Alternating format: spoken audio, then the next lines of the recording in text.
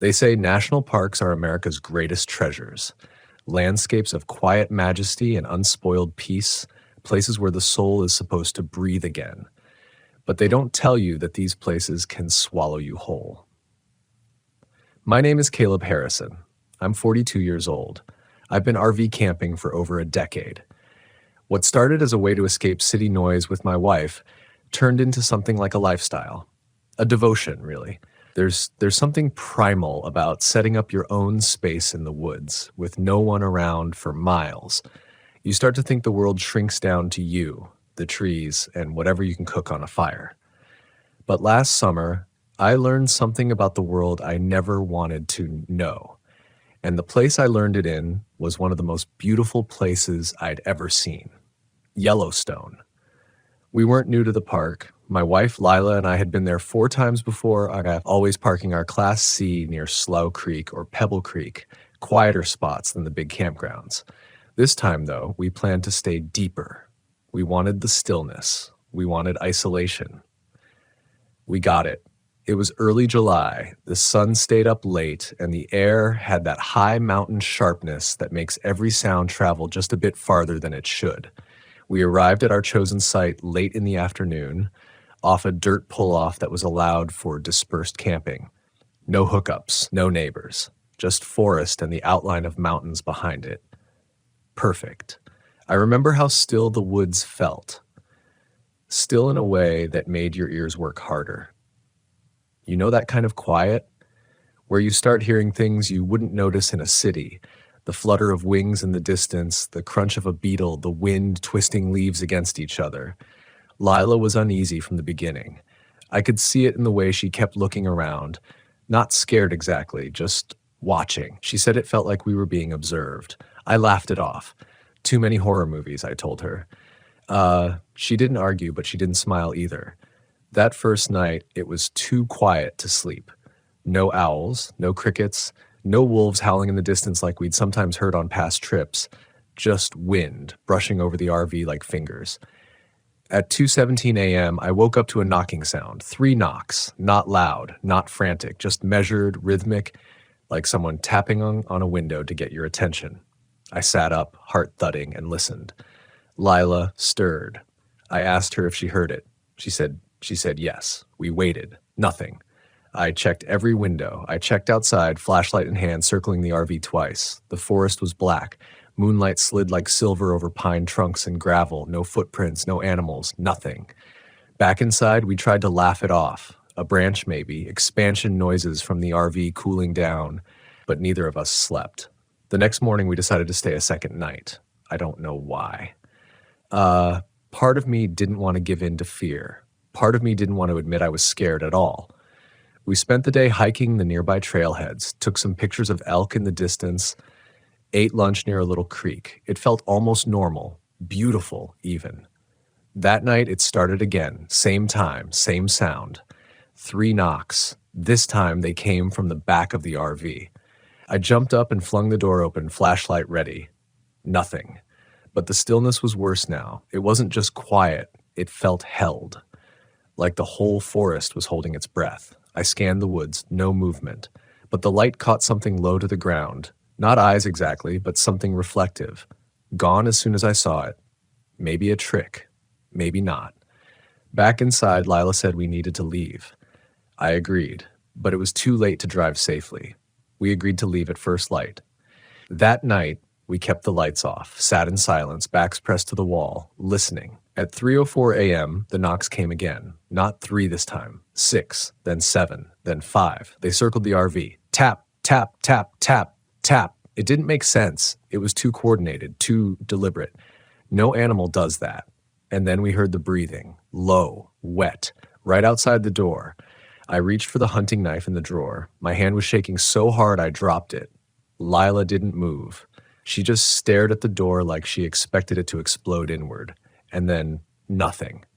Silence again, the kind that claws into your gut. We left before the sun crested the trees. Didn't talk, didn't eat, just drove. 10 miles down the dirt road before either of us said a word. "Did you see it?" she asked. I shook my head. "But it saw us," she said, and that was the end of it. That should have been the end. But 2 months later, in a different state, in a different national park, we heard it again. 3 knocks, then silence. That's when I knew it hadn't stayed behind. It followed us. And if it could follow us, it could follow anyone. I started digging, asking around. There are stories, so many stories, of things in the woods that aren't animals, of knockings, of breath, of something that waits. I think the parks are older than we understand. I think they hold on to things, and I think sometimes those things get out. You won't find it on a map, but if you camp long enough, far enough, alone enough, you might hear it too. I didn't tell many people at first. You try explaining to someone that something followed you from one national park to another, and not just followed you, but watched you. Knocked on your RV, breathed like it knew your name. Most people chalk it up to stress, too much time in the woods, overactive imagination. Some even suggest carbon monoxide hallucinations. But I knew what I heard, what I felt. The next time it happened was in Sequoia National Park, late September. We were heading down the west coast, slowly making our way to the desert for winter. Lila had been quiet the whole drive. The tension hadn't left us since Yellowstone. We'd been sleeping in KOAs and truck stops. Too many people around for that thing to show itself. Or so we thought. But in Sequoia, we let our guard down. There's a campground called Buckeye Flat, tucked into the forest right near the Kauai River. Beautiful place. Sunlight streams through redwoods like something holy. We weren't planning to stop there long. Just one night. A reset. I remember how peaceful it looked when we arrived. The trees were impossibly tall, their bark like armor. Chipmunks darted through fallen leaves.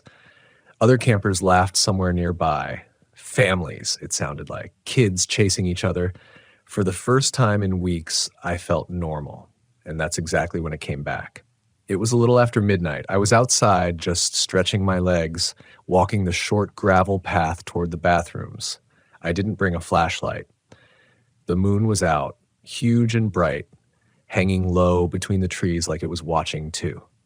I don't remember hearing anything at first, just the sound of water from the river and the distant hum of insects. Then I turned around, and every sound stopped like a switch was flipped. No insects, no river. Just silence, and then a feeling, like someone standing behind you, that ice on the back of your neck instinct. I didn't run. I didn't even move. Because I remembered what Lila said. It saw us. Somewhere deep in my bones, I knew it was here. But I didn't hear knocking this time. I heard my name. Not loud, not shouted, just a whisper from the trees. Caleb, soft, female. I thought for a moment that it was Lila. Maybe she'd come out looking for me.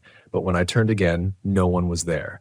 And I could see our RV maybe 40 yards away, its windows dark. Lila wasn't outside. The whisper came again. Same tone, same voice. Caleb. And then I saw her. Or I thought I did. A woman, pale, barefoot, standing just beyond the tree line. Her hair was long and wet, plastered to her skin. She didn't move, didn't blink. I took a step back. She took a step forward. Not fast, not threatening, just deliberate. Like she knew I wasn't going anywhere. I turned and ran. Branches whipped at my arms, gravel cut into my feet through the soles of my shoes. I sprinted back to the RV and slammed the door behind me. Lila sat bolt upright in bed. What was it? She asked. I couldn't answer. I couldn't breathe. I just shook my head over and over. And then from right outside the door, again, 3 knocks. Tap, tap, tap. And then a second voice. Different, deeper. This time it said her name. Lila. We didn't sleep. When the sun rose, we left before anyone else in the campground was even awake. Drove until we had a gas station outside Visalia and sat in silence for hours, just sipping bad coffee and watching cars roll by on the highway. Neither of us wanted to admit it. But we knew. It wasn't just in Yellowstone. It wasn't just in the woods. It could appear anywhere. Anywhere the land was old. Anywhere something deep and forgotten could crawl back to the surface. Over the next few months, we stopped boondocking entirely. No more dispersed camping, no more lonely turnoffs. We stuck to busy parks, paved pads, towns. We even rented a hotel room once in a while just to feel walls around us.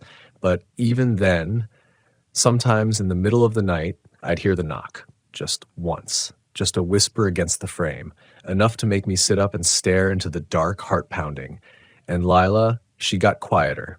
She stopped taking pictures, stopped laughing. It was like something hollowed her out. And maybe it did, because when you've been seen, really seen by something not human, it doesn't let you go. Eventually, we decided to stop, just pause RV life for a while, go home, recharge.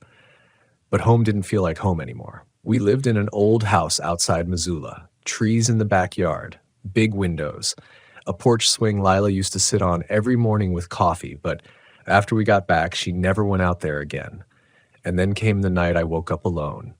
The bed was cold, her shoes were gone, the front door was wide open. I ran outside, barefoot, screaming her name into the night. And that's when I saw the footprints leading into the woods behind our house, bare, human, hers, but right beside them. The dirt was disturbed, as if something dragged beside her, not walking, following. I didn't find her that night. I didn't find her the next day either, or the next.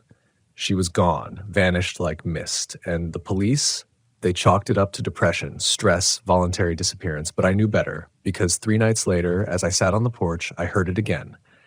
Knock, knock, right behind me, and a whisper, just one word, home.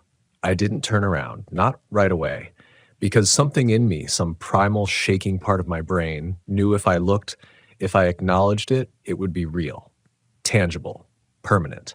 But the whisper lingered like fog in my ears. It didn't echo. It just hung there, like wet breath on the back of my neck. Home. The word didn't sound like comfort. It sounded like a verdict. When I finally stood up and turned, nothing was there. No shadow, no person, no pale woman, no Lila. Just the soft rustling of pine needles, the creak of the porch swing as it rocked itself slowly back and forth. I didn't sleep that night. I sat with every light on, knife in hand, heart trying to beat its way out of my ribs. Morning didn't bring peace. If anything, the sunlight made it worse. Like it was pretending nothing had happened, like it was daring me to doubt what I knew was true. Lila was gone, and it took her. But it hadn't taken me. Not yet. In the weeks that followed, I became someone else. A man obsessed, a man possessed. I quit my job, stopped answering calls, sold the RV. Every night I wandered deeper and deeper into research. Old ranger reports, folklore databases, obscure message boards where RVers told stories no one wanted to believe. And that's where the pattern began to form. It didn't happen everywhere, just in specific parks, always old ones, always remote. Yellowstone, Sequoia, Shenandoah, Glacier, Big Bend, the Smokies. The same stories appeared over and over, campers who vanished without a trace. Strange sounds in the night. Knockings, voices that mimicked loved ones. Eyes spotted in the trees that didn't reflect like animal eyes should. A woman with soaked hair, a man with no face. Shapes that stood outside the firelight and never moved, not until the fire went out. They had names for it, though no one could agree on just one. Some called it the Watcher in the Pines. Some called it the Imitation. Some just called it the Thing That Waits. But one term kept appearing, a word I hadn't seen before. The Hollowed. No one could say if it was a creature, a spirit, or something older than both. But they all agreed on one thing. It didn't just haunt a single place. It followed. It fed on the familiarity of nature, on silence, on solitude, on moments where you let your guard down and told yourself, this is peaceful. That's when it came. That's when it hollowed you out. There were survivors, not many, not always willing to talk. But when I reached out to them, quietly, respectfully, they responded, in their own broken ways. A man from Utah who refused to camp more than 10 feet from a crowd. A woman in Oregon who hadn't spoken her husband's name in 15 years. An ex-ranger from Montana who quit the service after seeing a child vanish from the back of a locked RV. They all described it differently, but the root was the same. Something comes. When you're alone. When the land is quiet. When the air gets just a little too still. It knocks. It calls. And if you answer, it doesn't just visit. It stays. That's when I stopped thinking of this as supernatural. This wasn't just a ghost story. This was ecology. This was something woven into the land, into the oldest parts of this country, the parts we carved roads through but never truly understood. It made sense in a terrible way. We think of national parks as preserved, as protected, but maybe we misunderstood what they were preserving. Maybe we weren't preserving nature from us. Maybe we were preserving us from something inside it. Maybe these places aren't safe because they're quiet. Maybe they're quiet because something in them waits. I couldn't just sit anymore. I needed answers. I needed to know if Lila was really gone, if she'd become like those others, hollowed out, stolen, used. So I went back, not to the same parks, but to the same kind of places. I started small. State forests, wildlife preserves, places with history, places where silence hung like smoke. I didn't bring a tent, didn't bring a vehicle, just myself, a recorder, a knife I no longer believed would help, and I waited.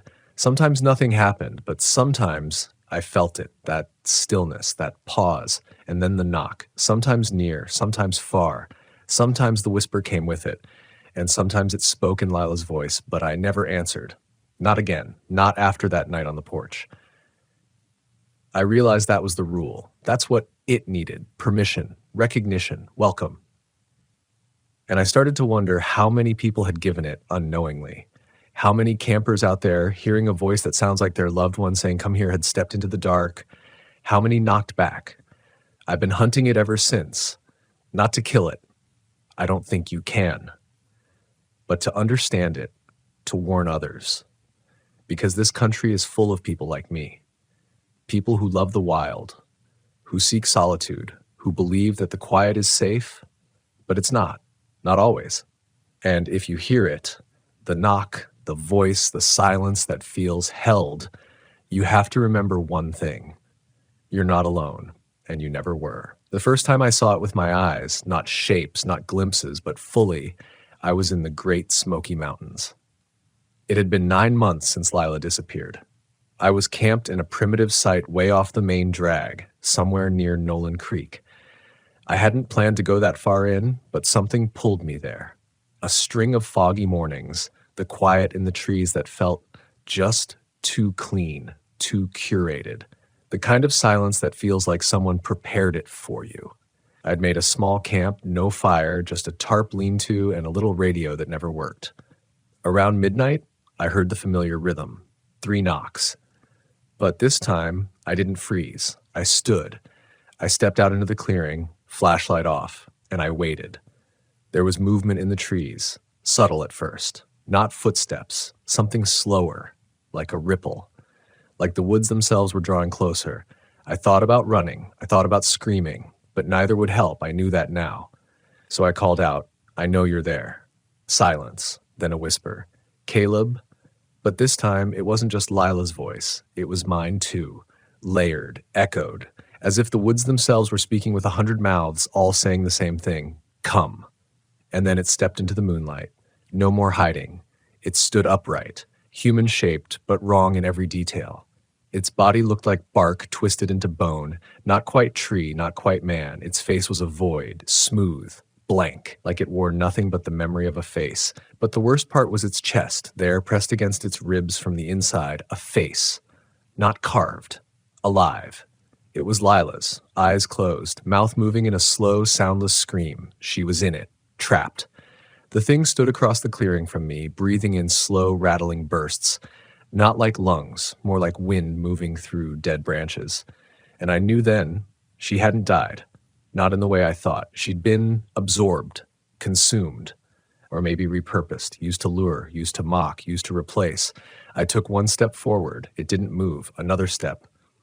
Still nothing. I raised my knife. Pointless, maybe, but it was the only piece of steel I had left that still felt like mine. "Let her go," I said. The thing didn't react, just stood, until its chest, her face, opened its eyes. And Lila spoke. "Why did you leave me?" My legs buckled. It wasn't just a sound, it was her memory speaking. The guilt, the love, the years. Every soft morning, every fight, every moment we'd ever shared, used against me. "Come back to the fire," she said, her voice full of pleading. "It's cold." That's when I realized it doesn't kill with claws. It doesn't need to. It kills by invitation. It makes you want to go with it. It breaks you until the only thing you want is to disappear inside it, so the pain stops. But I didn't move. I couldn't. Because I remembered something she said once, long before Yellowstone. "If you ever lose me," she whispered into my neck as we watched the fire crackle in Utah, "don't come after me. Find yourself again. Promise me." And I did promise. So I stepped back, one step, then another. The thing tilted its head, confused. The voice tried again. "You're hurting. Let me in." And for a moment, God help me, I wanted to, but then I spoke. "You're not her." It shuddered. Not in anger, in frustration. Like a puppeteer whose strings had just snapped, the bark body twisted. Lila's face closed its eyes. The thing exhaled like it was deflating, and then it stepped backward into the trees and vanished, just like that. I collapsed to the forest floor, not crying, not screaming, just breathing. Real breath. Human breath. And I knew I'd survived, but I also knew I'd never be the same, because it had shown me something I couldn't unsee. It doesn't just take people. It learns from them. It remembers how they sound, how they feel, how they hurt, and then it becomes them. And once it has enough, I don't think it'll stay in the woods. I think it's practicing. I think it's preparing. And one day, maybe soon, it won't need to knock anymore. It's been 3 years since that night in the Smokies. I haven't gone back to the deep woods since. Not because I'm afraid, not anymore, but because I know what waits out there. I've looked it in the face, or what it pretends to have for a face, and I lived. But that doesn't mean I'm free, because freedom, I've learned, doesn't come from surviving. It comes from understanding what you survived and choosing not to step blindly into it again. Most nights now, I sleep with one ear open, not because I expect it to come back, but because I know it can. And not just for me, for anyone. I talk to other RVers sometimes, folks at rest stops, gas stations, little county-run campgrounds near nowhere. I listen when they talk about weird noises, or the night they thought they saw someone standing by their fire, or how their dog barked at nothing for 2 hours straight. I ask questions. I don't tell them everything. You can't. People don't want to believe the land can betray them, that the places we run to for peace might be listening, watching, waiting. But sometimes, someone will look at me a certain way, eyes too wide, breathing just a little too shallow, and I'll know. They've heard the knocks. They've heard their name whispered by something that wasn't supposed to know it. And when I ask gently, "What did it say?" they never hesitate, because they remember every word. The hollow doesn't haunt you with fear. It haunts you with longing. It offers you the thing you lost. The voice of someone you failed, the feeling you're still chasing long after the campfire dies. And if you're not ready, you follow it. That's how it survives. It doesn't live in the woods. It lives in grief. It lives in regret. And it waits for the moment you stop looking forward and start looking back. I've spent the last year writing down everything. Every story I've heard, every place I've visited, every knock I've survived. It's not for me. It's for the people just like I was. Good people, campers, lovers of wild places.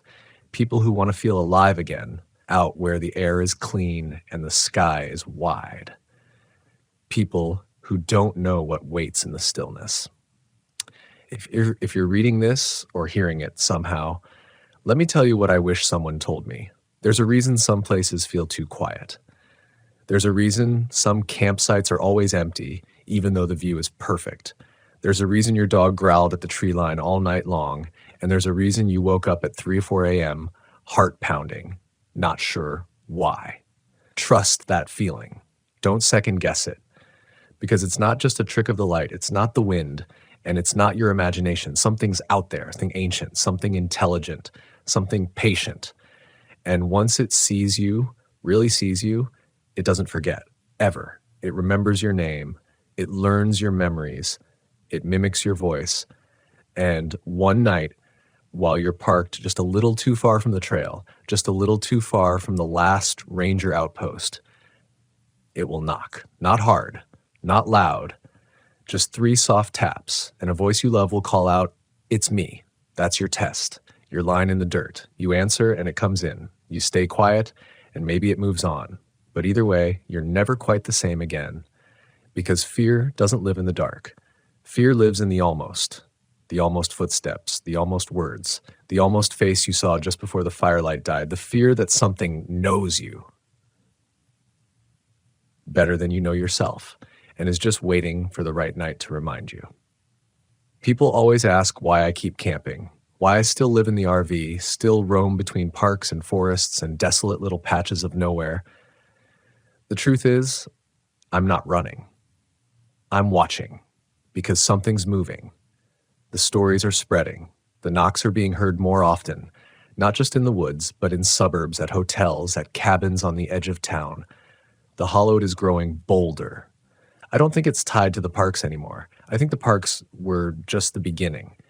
And the scariest part, I think we let it out, not through ritual, not through magic, but through abandonment. We stopped listening to the land, stopped honoring it, left places wounded and empty, and something else came to fill the void. So, if you're going to camp, and I hope you do it with respect. Stay close to others. Keep a real fire burning. Don't follow voices into the dark. And if you hear a knock at night, don't answer, even if it says your name, even if it sounds like someone you love, especially if it does, because the woods don't speak and the dead don't knock. But something does, and it's waiting. You ever get the feeling that the trees are listening? Not watching, listening, as if every pine needle is an ear turned your way. Not a breeze in the air, but you feel something shift, like something is holding its breath alongside you. That's what it was like that first night at Lake Tahoe. We thought it was just another weekend, one last trip before the weather changed.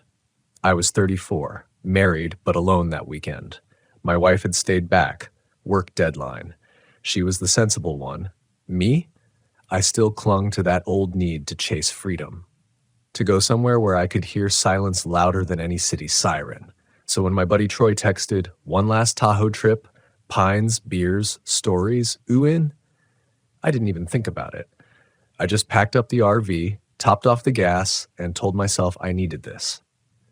It was 4 of us, me, Troy, Jen, and Connor. We'd met years ago at a climbers meetup in Bishop, and though our lives had shifted, marriages, jobs, even kids, we always found our way back to the woods together, like we had some debt to pay to the wild. This time, Troy had scouted out something new. Primitive site, he said. No bathrooms, no cell service, nobody around for miles, just us in the trees. That's what we wanted, right? We pulled in on a Thursday afternoon. The light was gold, slanting through tall, narrow pines that stood like silent sentries around the clearing. The lake, just visible through a break in the trees, glimmered blue, impossibly calm. The site was deep, past most known trails. Troy had found it on a lesser-known overland forum. A few guys had talked about it being peaceful, quiet, even a little spooky. But that didn't bother us. Spooky meant untouched. Spooky meant private. We circled the rigs. Troy had a beat-up vintage Airstream, and I parked my Class C on the west side of the clearing. Jen and Connor were in a teardrop camper, small and cozy, tucked between the trees. It was beautiful. I'll never say it wasn't. The kind of place that presses the air out of your lungs, not from fear, but from reverence. Birds flitted between limbs, the scent of pine needles crushed underfoot. That sweet, high-altitude air that makes you feel half-drunk and weightless. That night, we sat around the fire, cold beers in hand, laughter spilling out of us like kids again. We told stories, not scary ones, just dumb camp stories. Connor fell asleep in a chair, head lolled back, snoring like a saw. Jen draped a blanket over him and shook her head, smiling. But even in that peace, there was something. The woods around us were dark, yes, but darker than usual. The kind of dark that feels not just like the absence of light, but the presence of something else. It pressed in around us, thick, close. I remember looking into the trees and thinking, I don't like how quiet it is, but I didn't say that out loud. Didn't want to be the guy who spooked the group. So I cracked another beer and told myself it was just altitude messing with me. Later that night, maybe 1 a.m., I woke to use the bathroom.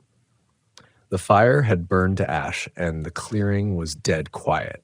Even the crickets had gone to sleep. I stepped outside, cold pine air hitting my face, and I moved a few paces toward the tree line. That's when I heard it. A crack, a soft rustle, a sound that didn't belong to the wind or to any deer. It was the kind of sound that comes from something trying not to make a sound. I froze, eyes searching the black between the trunks, and I saw it, just for a second. A shape, tall, wrong, too tall for a man, too upright for a bear, not moving, but there, between two trees, still, gone. I didn't breathe. I couldn't. I blinked hard and stepped back slowly toward the RV. I didn't run, but my skin was electric. My ears rang. I told myself it was a tree shadow, that I was overtired, that maybe I drank a little too much. I didn't tell the others. What would I say? Hey guys, I saw a shadow last night and peed my pants about it. No, I kept it to myself. But the next day, things started to change. Jen was the first to say something. Weird dreams last night, she muttered over breakfast. Felt like I was being watched, like someone was standing right next to the camper. I even got up and checked, but nothing. Connor nodded. Same. I thought I heard footsteps circling us, like full-on crunching gravel. Got up, nobody there. Troy was silent, which was rare for him. He was usually the loudest in the group. That morning, he stirred his coffee slowly and stared into the woods like he was counting something only he could see. I tried to laugh it off, said maybe it was a raccoon convention, but inside I was starting to feel it too. That weight in the air, that thickness. The pines whispered. That's the only way I can describe it. The wind would rise and fall, not in natural gusts, but in a pattern. A rhythm. Like breath. We went on a short hike that afternoon, just a loop around the nearby ridge. The view of the lake was stunning, glittering in the sun. We took photos, talked about old times. But the moment we got back to camp, it felt wrong again. Our firewood pile had been scattered. Not like an animal had torn through it. No scratch marks, no teeth, just displaced. Arranged, like someone had moved each piece and left them in strange angles. Troy checked his Airstream, found the door unlocked. He swore he locked it, but nothing was taken. Just disturbed. Jen found a pine cone under her pillow inside their locked teardrop. We all laughed, nervously. Said maybe she brought it in with her bag, but she knew she hadn't. That night, I didn't sleep. Not because I wasn't tired, but because something inside me refused to let go. My body stayed alert, like I was wired to the dark. I stared out the window, my hands on my chest, listening, and sometime around 3 a.m. I heard the tapping. Soft, rhythmic, from the back window. I didn't move. 1 tap, 2, pause. Then again, 3 taps, like fingers on glass. I sat up slowly, my skin broken as I turned toward the back and saw nothing, just condensation on the glass. But the tapping continued. I got out of bed, pulled on a hoodie, slowly crept toward the rear window. I held my breath, wiped the fog from the glass, and in that split second of clarity, I saw a face, no features, just a pale oval low to the window, not pressed against it, just hovering, a suggestion of form in the darkness. Then it blinked away, gone. Gone, like smoke and wind. I didn't scream. I wanted to, but the air caught in my throat like cold metal. My legs locked. My hands trembled where they rested on the windowsill, still damp from the condensation I'd wiped away.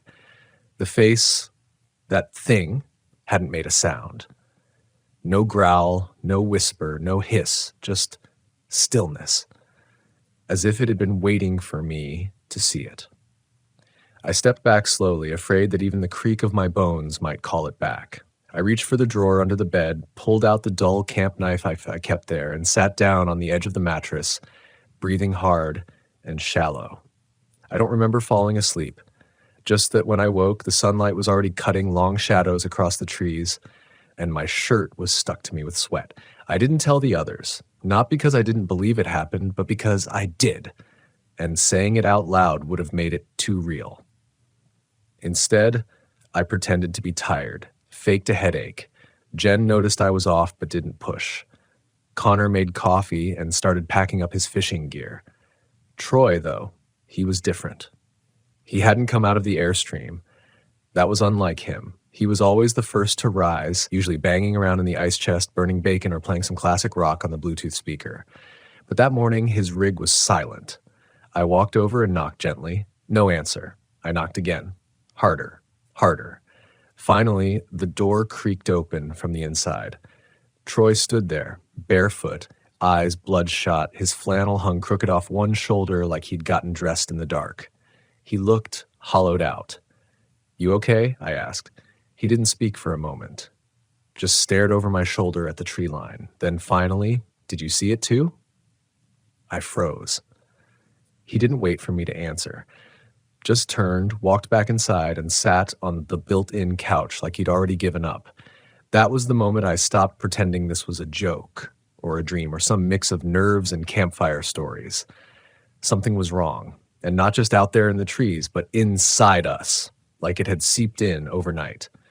"Troy," I said quietly, stepping in after him, "what did you see?" He leaned forward, elbows on knees, eyes fixed on the floor. Then he spoke, low and slow. "Middle of the night, I got up to grab water. I looked out the window by the stove, and there it was, just standing between the trees, not moving, like it was waiting for something."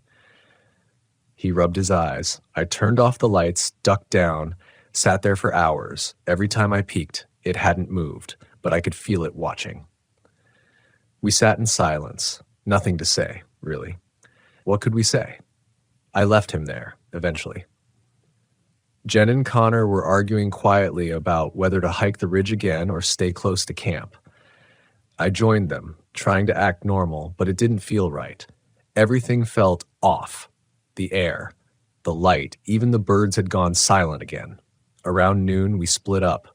Jen and Connor took a short trail down toward the lake, hoping to fish.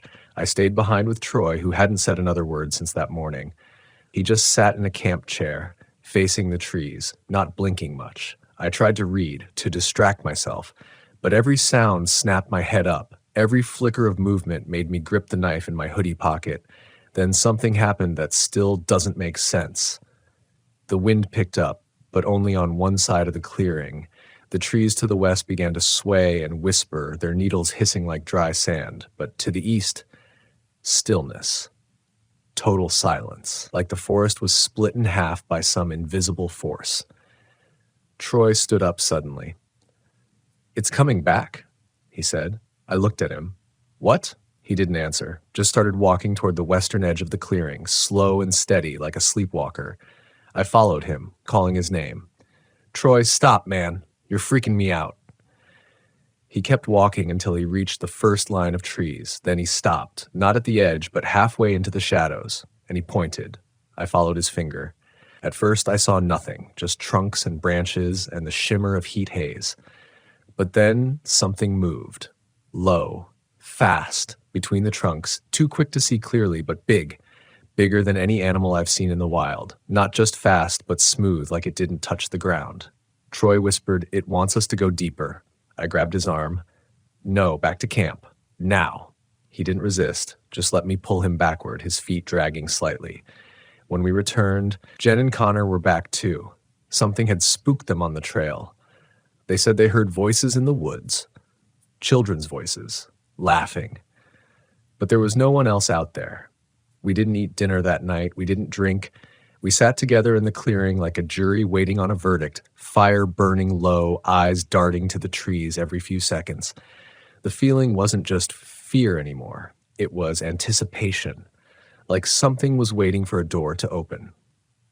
It wasn't until after midnight that we heard the knocking. Not on the RV, not on the Airstream. From the trees. Knock, knock, knock. 3 sharp knocks. We all looked at each other. No one spoke. Then again, closer. Knock, knock, knock. Rhythmic, intentional. Like a question being asked over and over.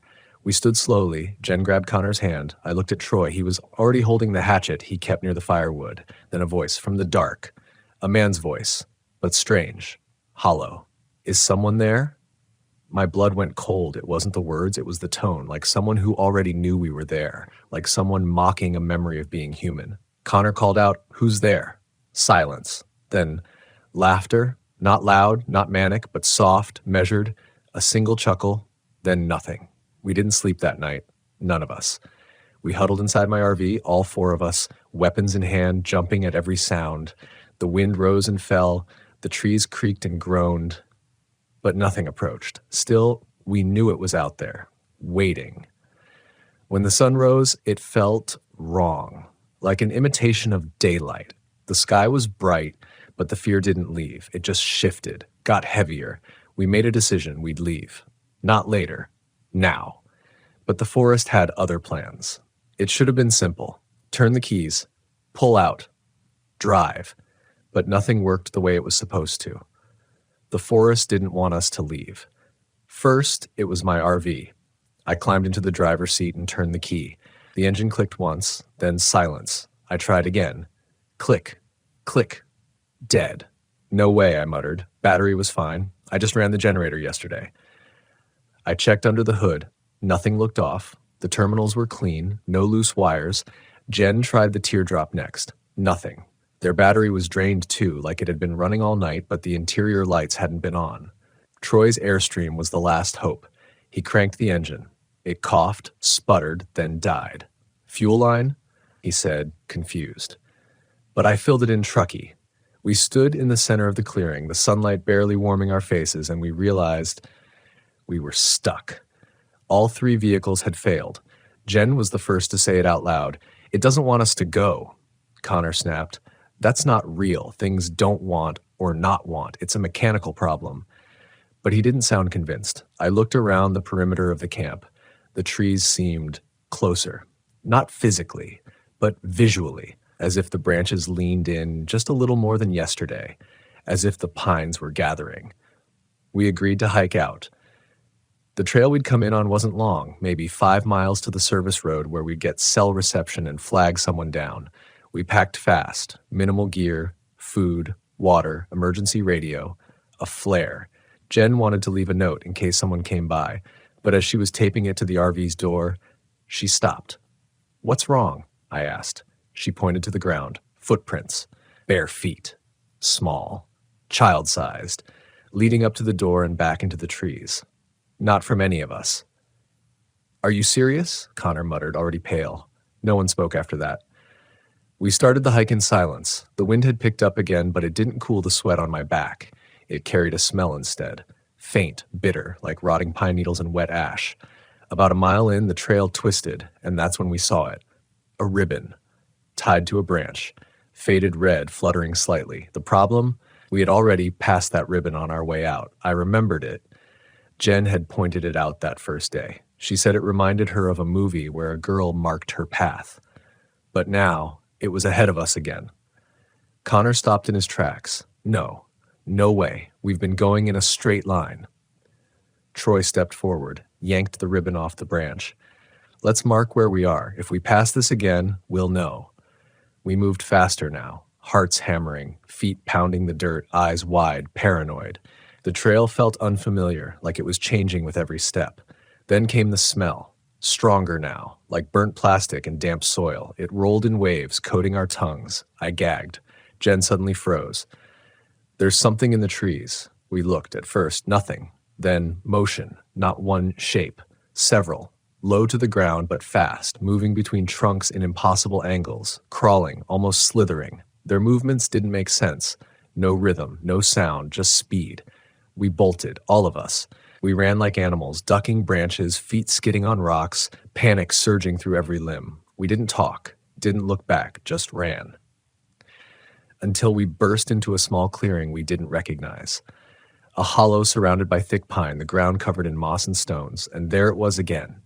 The ribbon, tied to a different branch, same color, same frayed ends. Jen dropped to her knees. Connor shouted, "We've been turned around." Troy turned in a slow circle, panting. No, something's turning us around. That's when the whispering started. It wasn't wind. It was words. Too low to make out, too many to isolate. Like dozens of voices murmuring all at once, layered over each other, rising and falling with no breath. I gripped my head. Stop. Please stop. Then one voice rose above the rest. A child. Come play. We broke. No plan, no direction, just a full sprint into the forest, crashing through brush, cutting our skin on branches. It was madness, panic. I don't know how long we ran. Minutes? Hours. At some point, I tripped and fell hard onto the ground, my shoulder slamming into a root. When I looked up, the sky had darkened, and the forest was still, silent. I was alone. "Connor!" I screamed. "Jen! Troy!" No answer, just the groan of the trees shifting in the wind. I stood slowly, heart pounding in my ears. I turned in a circle, trying to find any marker, any clue of where I was, but it was all the same. Endless pine. No path. And then I saw it, a shadow, long, thin, moving between the trees about 30 feet away. I ducked, crouched low behind a fallen log. The shape passed slowly, too slow for an animal, too tall for a man. It glided, no footsteps, no crunch of needles. I held my breath until my lungs screamed. Then it stopped, turned, and I felt it see me. Not through eyes, but through something else. Like its presence pressed against my skull, looking into me instead of at me. I bolted again, blind, running through the brush like a cornered deer. I scraped my arms, tore my jeans. Blood smeared my knee from where I'd fallen. Eventually I found something. A rope. Stretched between two trees, marking the edge of our original campsite. I was back where I started, and all I could do was laugh. I laughed until I started to cry. Not out of humor, not even fear. It was the kind of laugh that comes when your mind bends under something it can't explain. When you're too tired to scream, too scared to hope. The same clearing, the same twisted fire pit. My RV, dead and still, right where I left it. Jen and Connor's teardrop. Troy's Airstream. All of it like it had never moved, like we'd never tried to leave, like the forest had swallowed the space between our steps and turned us in circles without touching us. I sank to my knees and let the weight of it press down on my back. I don't know how long I stayed there. Long enough that the shadows began to stretch again, long enough that the light took on that brittle amber edge, the last color before everything goes cold. Then I heard footsteps, snapping twigs, soft, hesitant. I whipped around, fists clenched. Jen stumbled out of the trees. Her eyes were wide, mouth slack. Blood trickled down one side of her face, matting her hair. I rushed to her, caught her before she collapsed. "I found you," she whispered, more to herself than to me. "Where are the others?" She shook her head, slow. "Don't know. Lost them. We were running and I heard voices. I thought it was you. I followed them, but it wasn't you." Her lips trembled. "It wasn't anyone." I pulled her into the RV, locked the door, sat her down and found a first aid kit under the sink. My hands shook as I cleaned the cut. Her pupils were huge, black and dilated. She stared at the wall like she was watching something play out only she could see. "We have to find them," I said, but even as the words left my mouth, I knew it was a lie. The forest didn't want us together. It was breaking us apart. I checked the emergency radio. Still no signal. I tried the flare gun. Jammed. Maybe moisture got inside. Maybe something else. Jen was whispering now. Over and over. "They move like smoke. They know where we are." I didn't ask what they meant. I already knew. That night was worse than the others. It got cold fast. Too fast for early fall. The temperature dropped like the sun had been sucked into the earth. Frost formed on the inside of the windows, and the firewood wouldn't catch like it had absorbed the damp from the air itself. Jen curled up in a ball on the couch. I sat in the driver's seat, knife in hand, staring out into the dark. Nothing moved. But I felt them. Circling. Not close, but not far. A pressure, like a storm building without clouds. A kind of tension you can't see, but your bones feel it. Like the air has weight. At one point, around 2 a.m., I looked out the front window and saw a figure standing just past the trees. Still. Facing us. A shape. No face, no light reflecting off its body. Like it absorbed everything around it. Then another appeared. To the left. Then two more. Farther back. And I realized they weren't moving closer. They were surrounding us. A perimeter, like they were waiting. Or maybe watching to see what we'd do next. I whispered to myself, "Please, just let us leave." Nothing answered. But the pressure didn't change. When the sun rose, they were gone. Or hidden again. I woke Jen, told her we'd try the road one more time, take the opposite direction, leave everything behind if we had to. She nodded, but didn't speak. Her eyes were dull, like she'd lost something or hadn't gotten back. We packed what we could carry: water, flashlight, 2 protein bars. I still had the knife. We didn't bother locking the RV. We just walked. South this time. The terrain sloped downward, which gave us some hope. We followed a dry stream bed, using it as a guide, moving slower now, conserving energy. Every so often I'd glance behind us, convinced something was trailing just out of sight. Around midday we heard a voice again. A real voice. Faint. Male. Human. Help. We froze. It came again, through the trees. Help me! I'm hurt! Troy. Jen lit up. Troy, he's alive! She started running toward it, branches whipping at her sides. Wait, I called. But she was already gone. I sprinted after her, heart pounding, knife clutched tight. The voice called out again, but this time I realized something was off. The words were the same. Exactly the same. Same intonation, same rhythm. Help me! I'm hurt! Like a recording.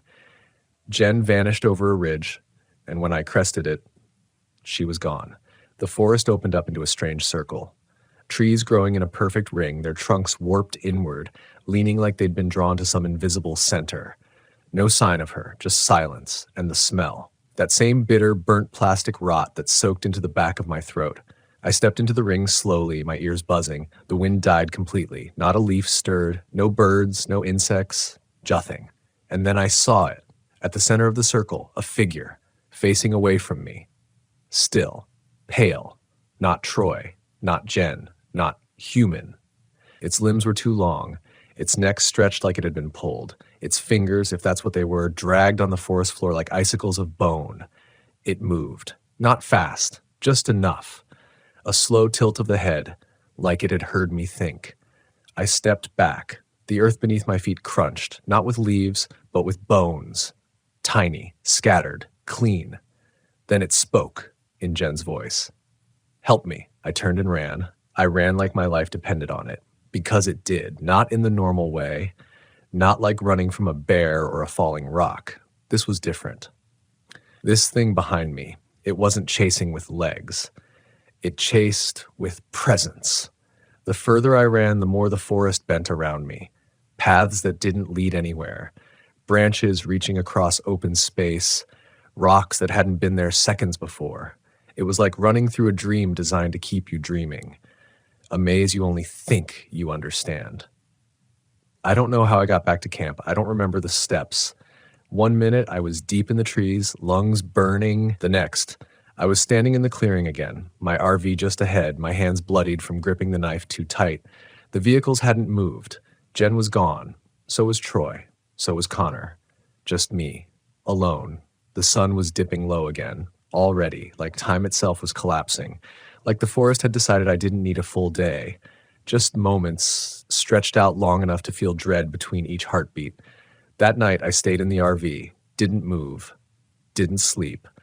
I kept the lights off, the curtains closed. Sat in the corner with a knife in my lap, knees to my chest, ears tuned to every sound outside. There weren't many. That was worse than hearing too much. Just the occasional creak of branches, a soft brushing sound like something dragging across the roof. Once I heard tapping on the rear window again. Same rhythm. Tap, tap, tap. But I didn't look. I wouldn't give it that. I waited and waited. At some point, I must have blacked out. Not sleep, just unconsciousness from stress, because when I opened my eyes, morning light was filtering through the frosted windows. I stepped outside, shaky, throat dry, and I saw it. Footprints everywhere, around the RV, around the fire pit, around the teardrop camper, bare feet, child-sized, adult-sized, some deep, some light, some facing toward the trees, and some facing toward me. I almost threw up right there. Instead, I went back inside, pulled out my last emergency ration bar and forced it down, chewing even though my body didn't want food. I needed strength. I needed something. That was the morning I decided I wouldn't survive if I stayed. I had to break the loop, not escape it. Break it. I didn't pack anything, just grabbed my knife and a water bottle and started walking due east, ignoring all trails. No roads, no landmarks, just the rising sun as my compass. It was slow, brutal. Every hour felt like 5. I kept seeing the same trees, the same broken branch, the same rock that looked like a face from one side. It was messing with me. The forest wasn't just bending paths, it was bending perception. But I kept walking. Eventually, the trees thinned slightly. I thought, this is it. I started crying, full on sobbing as I ran forward, ready to see pavement, a ranger station, a glimpse of anything normal. But instead, I found a shack, old, rotten, tucked into the base of a small hill. There was no reason for it to be there. It wasn't on any maps. I'd researched this area before we came out. There were no structures like this, no old homesteads, no ranger cabins, but it was real. I could touch the wood, feel the damp rot on the doorframe, and that smell again. Burned plastic. Decay. I almost turned back, almost ran the other way, but something held me there, not fear. Desperation. If this forest wanted me lost and afraid, then maybe walking into the heart of it was the only way to beat it. So I opened the door. It creaked, loud, like it hadn't been moved in years. Inside, it was dark except for a shaft of light through a broken roof beam. Dust floated like ash in the center of the room, a circle of stones, old, blackened, and something inside it, a bundle, wrapped in cloth, tiny. I stepped closer. The cloth was old flannel, child-sized. And the smell, God, the smell! I fell to my knees. Stared, shaking. It was a child's body, mummified, fragile. I didn't touch it, couldn't. Something whispered behind me, not in words, just breath. I turned, expecting to see something, someone, nothing, but I felt it, thick, heavy. The pressure I'd known for days was strongest here, and I understood this place, this whole section of forest, wasn't haunted. It was the haunting. Something had happened here. Long ago, something had taken root. A child lost, killed, sacrificed? No, worse. Forgotten. That's what the voices had been. Not calling for help, calling for memory, crying out to be remembered. But over the decades, that grief, it had grown, become something else, twisted. Loneliness, anger, and abandonment made manifest. Now it didn't just want to be seen. It wanted to become us. I stood, backing out slowly, tears streaming down my face. I remember you, I said aloud. I see you. The wind stirred, and for just a second, just a breath, everything went still, like the forest exhaled. The forest exhaled. That's the only way I can describe it. Not with wind, not with sound, but with release. Something uncoiled from the space around me. The weight in the air, the pressure in my chest, it loosened. Like some ancient grief had just unclenched its fists. I stood there, barely breathing, surrounded by rot and silence. And I said it again. I see you. Not because I thought it would make a difference, but because I meant it. For days I'd fought this thing like it was a predator. I'd run, hid, screamed, broken down. I'd seen it only as a monster, a shadow stalking from behind the trees. But it wasn't just evil.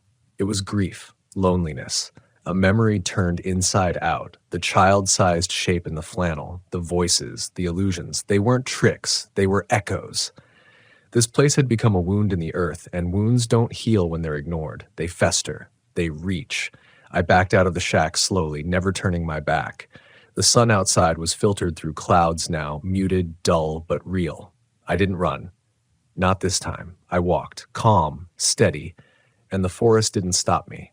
No more twisting trails, no more strange loops, no more whispers in the branches. I passed familiar landmarks I hadn't seen in days. The old pine with lightning scars, the cluster of boulders shaped like a sleeping bear, a fallen log with the initials M+L carved into it. Real things, earthly things. And after nearly 2 hours, I hit gravel, an old forest access road, washed out and broken in places, but real under my boots. I dropped to my knees, let my fingers press into the dirt. I laughed, I sobbed. I couldn't help it. Then, a sound. Faint, but unmistakable, an engine. I stood and waved my arms like a madman, and around the bend came a white service truck, Forest Service, with 2 rangers inside. They pulled up, confused, cautious. I must have looked feral, mud-smeared, bleeding, clothes torn, knife in hand. I dropped the blade and held up both hands. The older ranger, Morris, I think, got out slow. "You lost, sir?" I couldn't help it. I laughed again. "Yeah," I whispered. "You could say that." They radioed for backup. got me wrapped in a blanket, handed me a bottle of water, asked me 100 questions. I answered what I could. I told them about the camp, the three others. They called in a search team. We drove back to the nearest station, 4 hours away. I sat in the back of the truck and stared out at the pines rolling past. It felt different now, like the forest was still watching, but softer, sadder. The search took days. They found the clearing, the RVs, the cold fire ring, but no sign of Troy or Jen or Connor. The footprints I'd seen were washed away by an early storm 2 nights later. The shack, never found it. Not on satellite, not on foot. They chalked it up to trauma, said I must have imagined it, the stress, the isolation. Maybe I'd hallucinated, they said, but I know what I saw. I know what I felt. I went home. My wife held me for an hour without speaking. I didn't go back to work. Couldn't. I just sat. For days. Staring out the window at the trees near our backyard, waiting to see a shadow that didn't belong. Months passed. No sign of the others. Eventually, the official search ended. I gave interviews, signed paperwork, met with psychologists, told my story again and again, only to watch their expressions slide from concern to doubt. That's okay. I don't need them to believe me. I just need to remember, because forgetting, that's what feeds it. And I think that's the lesson it was trying to teach us. Not with words, but with fear. We came into that forest careless, loud, dismissive. We treated it like a backdrop, a place to escape our problems. We didn't ask what had happened there, who had been lost, what kind of memory had settled into the roots like rot in the foundation. And so it made us remember in the worst way possible. I still go camping, not often, not deep. I stay near trails, talk to rangers, check weather patterns and folklore now, not just GPS apps and gas stations. But when I do go, there's always a moment, usually late, right before sleep, when the trees fall silent, the wind dies, the fire crackles low, and I feel it. Not the thing from the woods, but the weight of being seen by something older than me, older than asphalt or tents or RV hookups. I remember the way the shadow moved, the way it didn't need to touch me to reach me, the way it pressed on my memories like fingers pressing bruises. I never saw Jen again, or Troy, or Connor. Sometimes I think they're still out there, not dead, just lost, held, like the forest didn't hate them, it just kept them, because no one else would. That's the part that breaks me. The grief of the forgotten doesn't just vanish, it finds places to hide. Places where the wind sounds like a name, where the trees don't sway until you turn your back, where a child's voice still asks, even now, will you stay with me? And the only answer that matters is whether you do. I've always said there's a reason certain places get left behind, not just neglected, not just run down. I'm talking about places where the silence feels deliberate, where you drive in and immediately feel like you're being asked quietly, firmly to leave. Those are the kinds of places that don't end up abandoned by accident. Something pushes people out. And sometimes, if you're foolish or curious enough to stay the night, that same something finds you too. It started with a trip that was never meant to be haunted. Just a weekend off, a quiet ride through the Mojave in my old Volkswagen Westfalia, burnt orange with the rusting edge along the side panel. I had retrofitted it to be my little escape pod. No distractions, no cities, just the hum of the desert and the kind of emptiness that puts you back in touch with yourself. My name's Cole. I'm 38. Been solo camping in my VW since I was 25.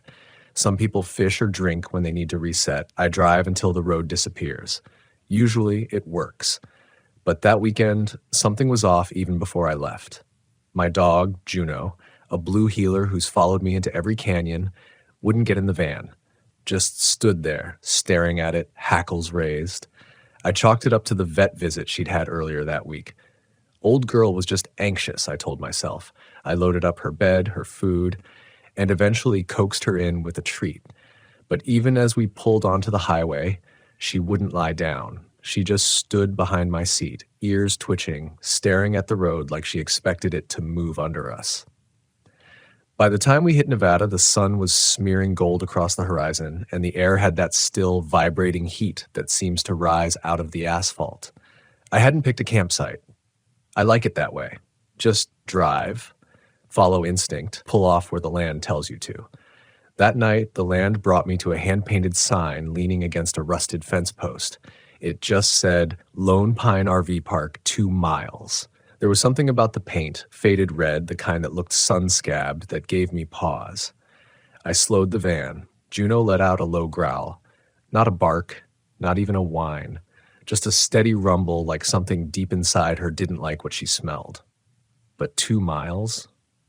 In this heat, with the sky already dimming, I told myself I'd just check it out.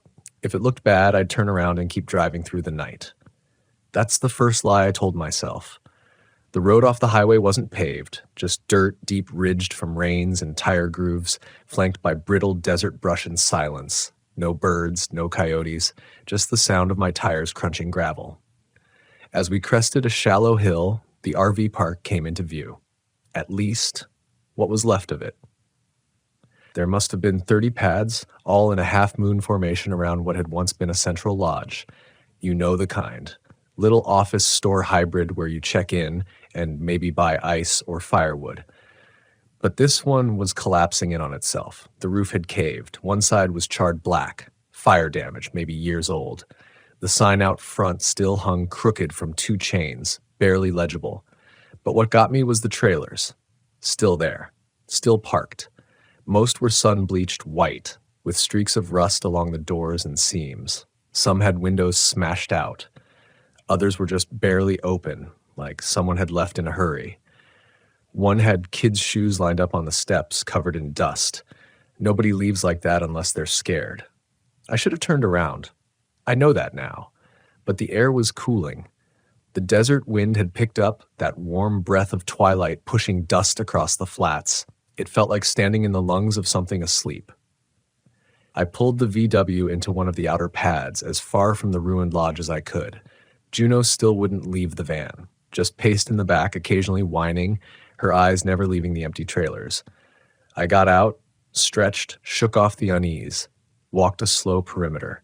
No signs of anyone living there, no fresh tire marks. The silence pressed in, but I've camped in worse.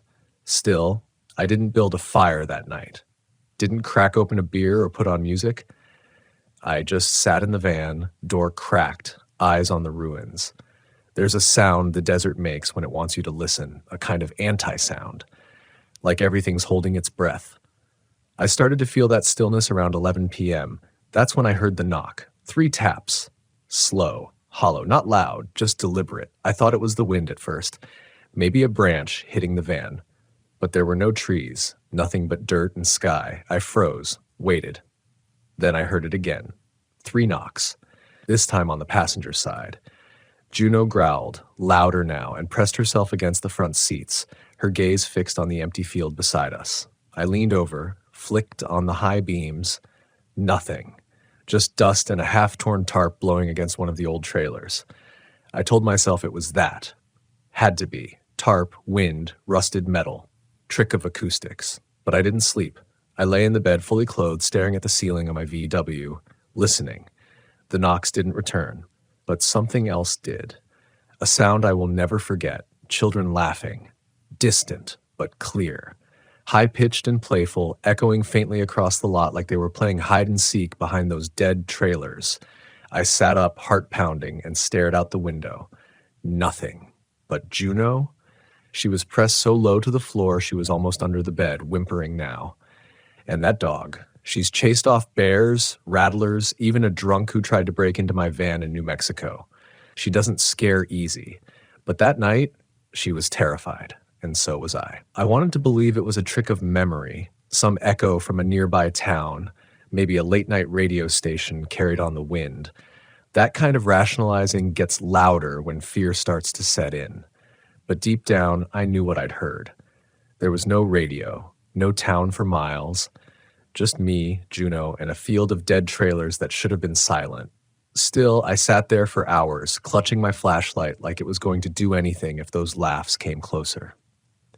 I didn't shine it outside. I didn't want to see anything. That's how real the fear had become. I was more afraid of confirming what was out there than of being ignorant. Somewhere around 4 a.m., I finally passed out.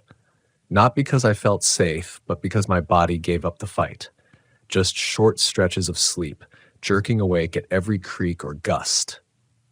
When the sun finally rose, it was like someone lifted a heavy weight off the entire place.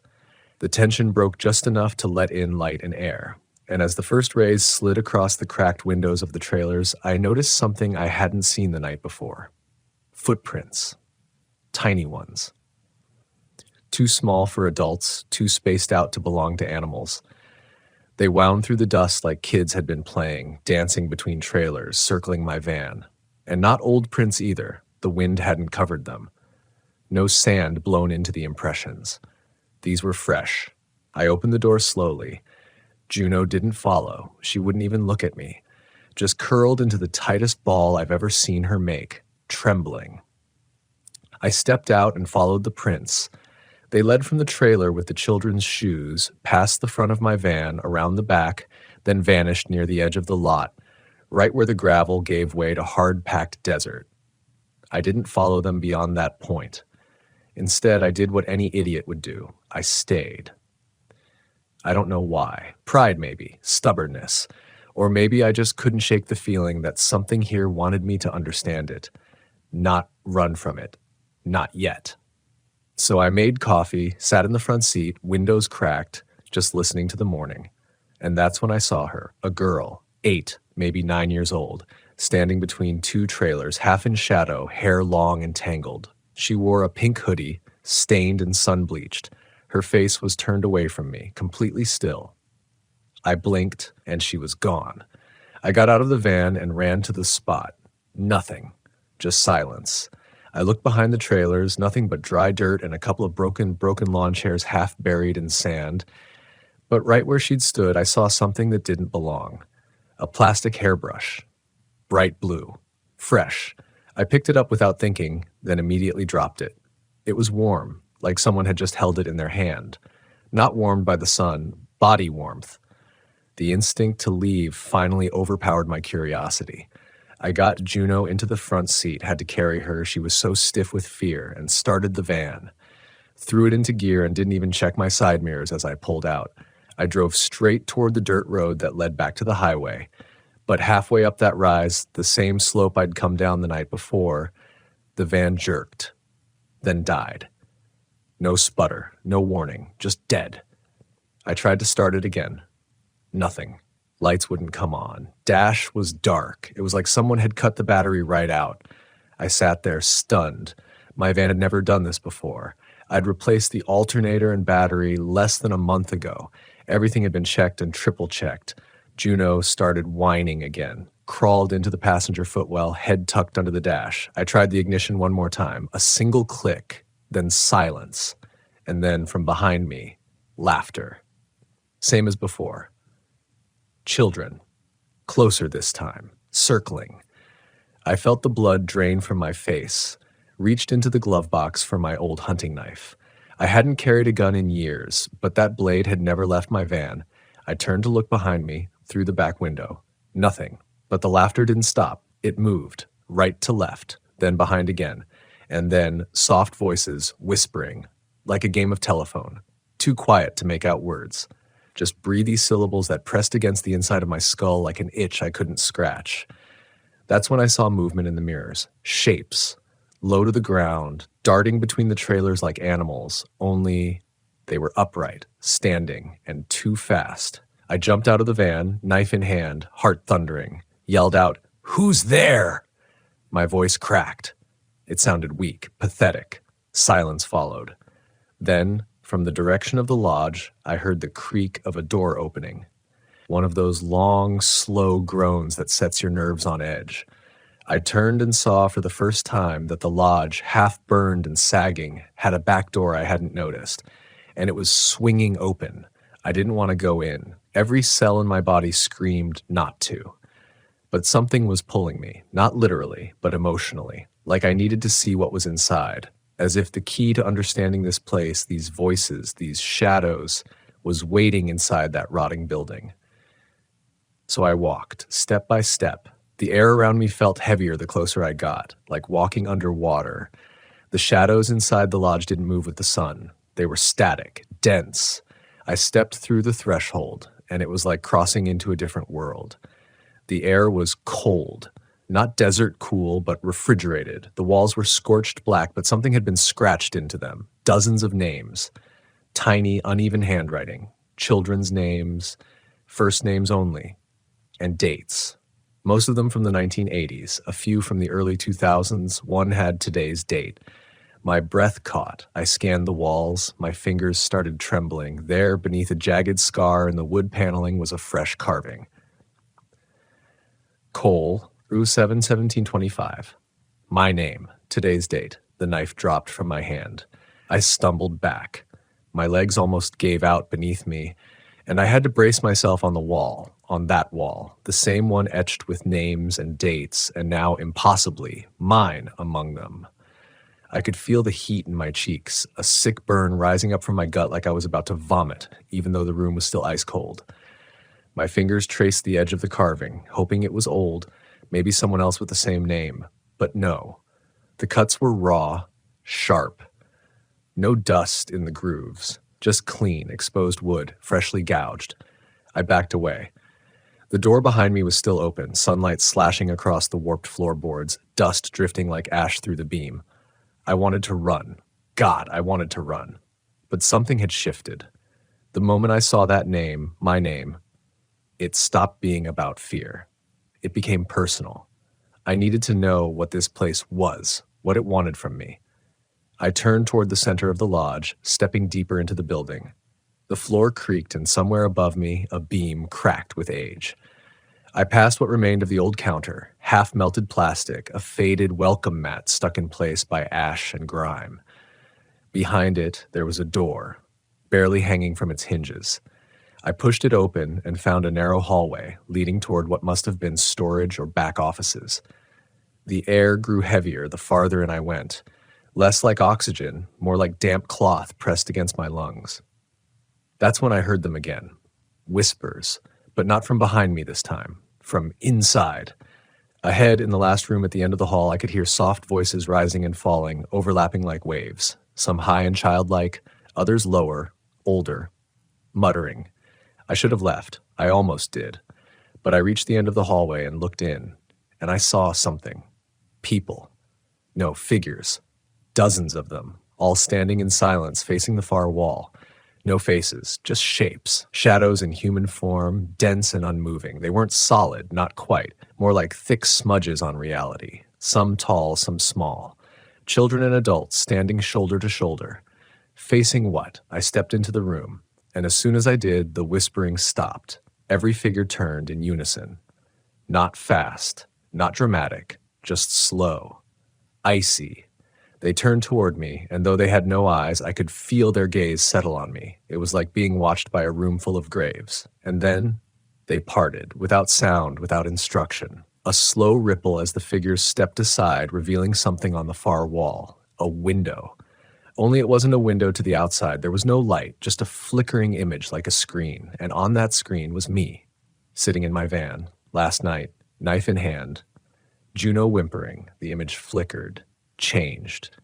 Me again, walking into this lodge, a perfect copy, beat for beat, every move, then another flicker. Me running through the desert, alone, terrified. Behind me, in the vision, something moved, something chased. I turned away, but the screen kept playing, flickering through scenes I hadn't lived yet or hadn't remembered, and then one final image. The van. Empty. Doors open.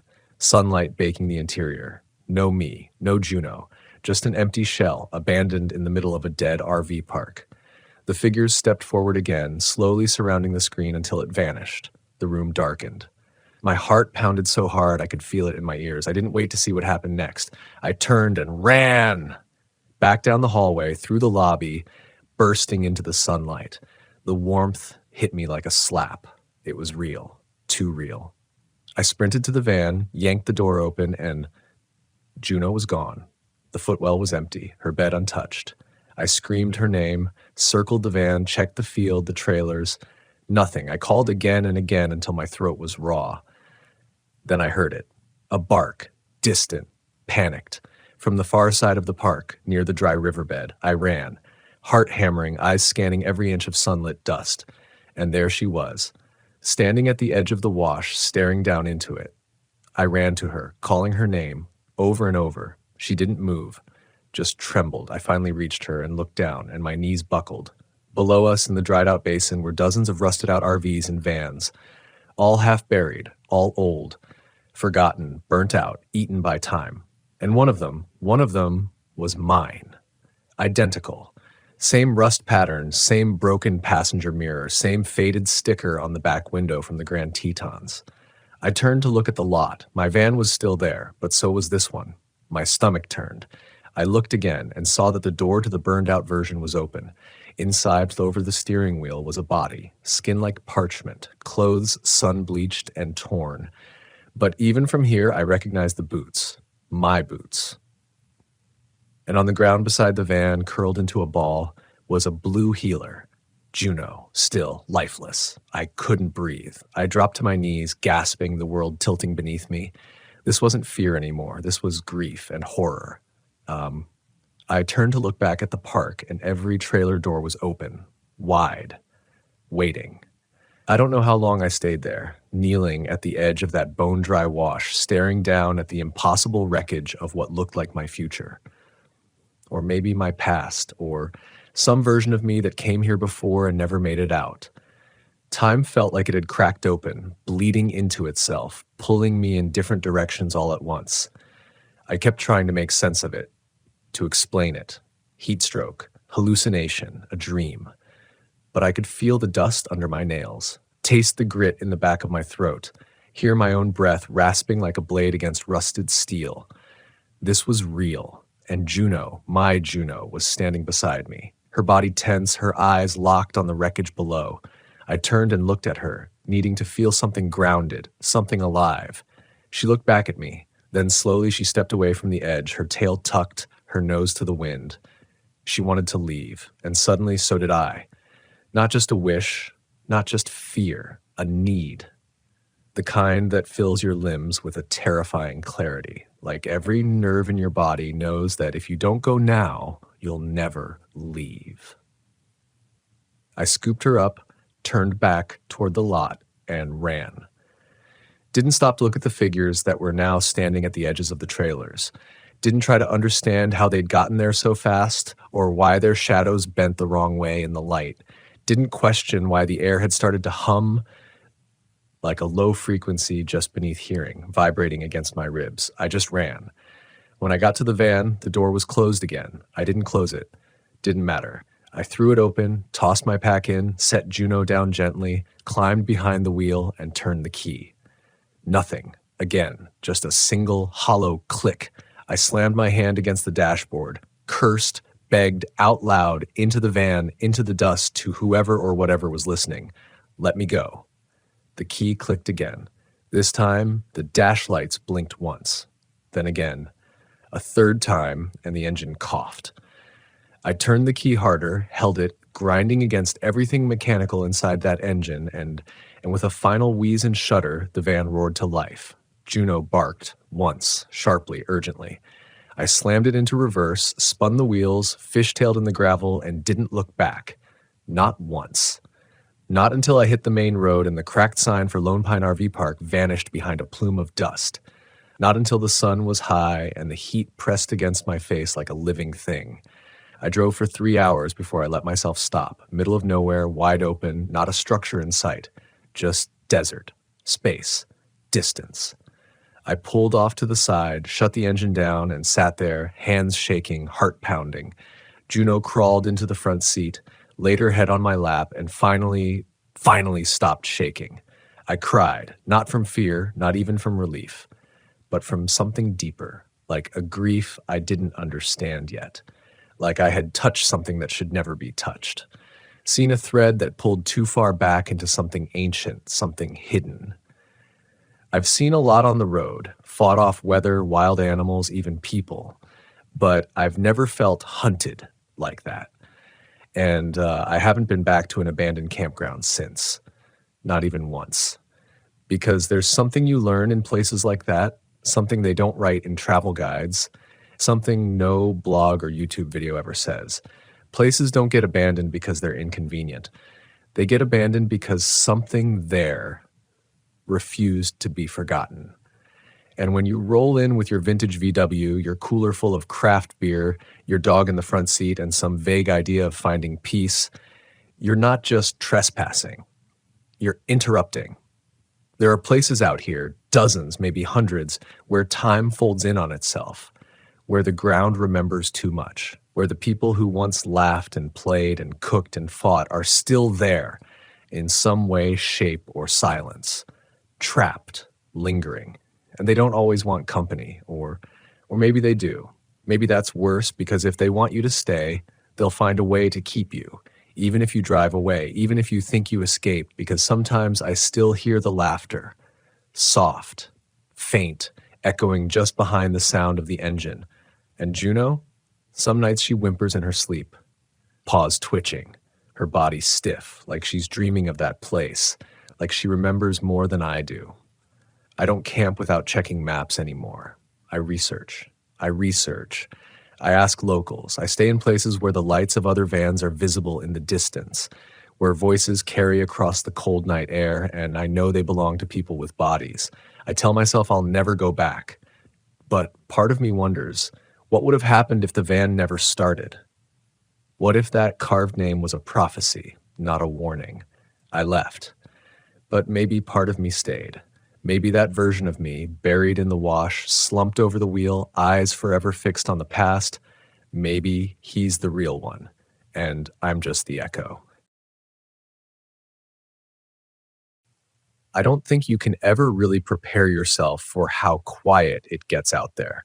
Not the kind of quiet you get at night in the city or even in the suburbs, where there's always the faint hum of power lines, a car passing now and then, distant voices, the flicker of televisions behind drawn curtains.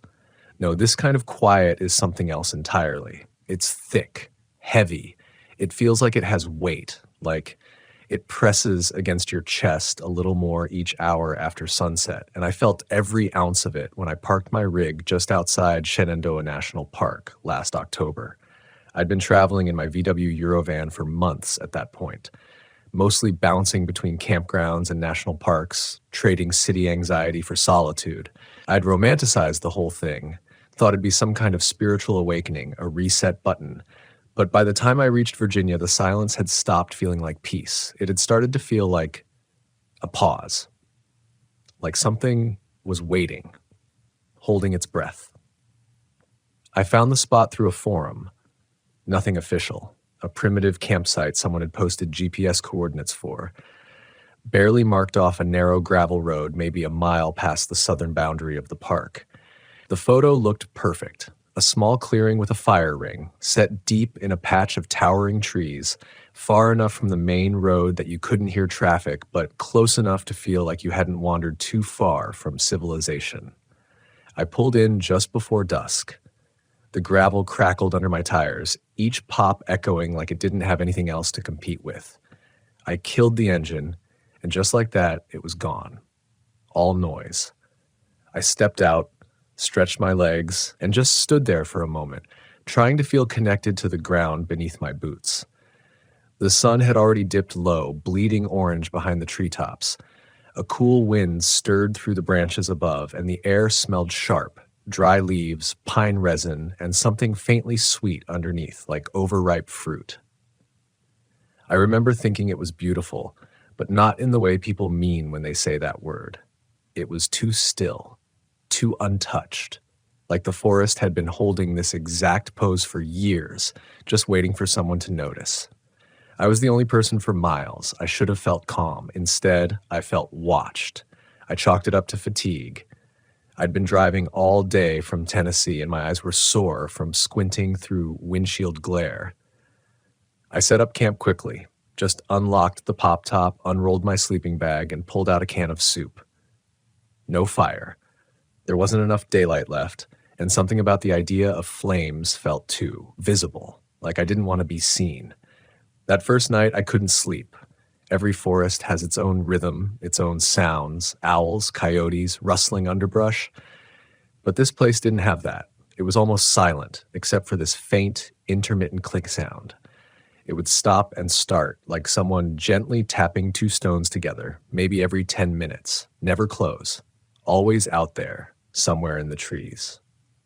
It wasn't an animal. It was too deliberate, too spaced out, like it was waiting for something each time before saying again.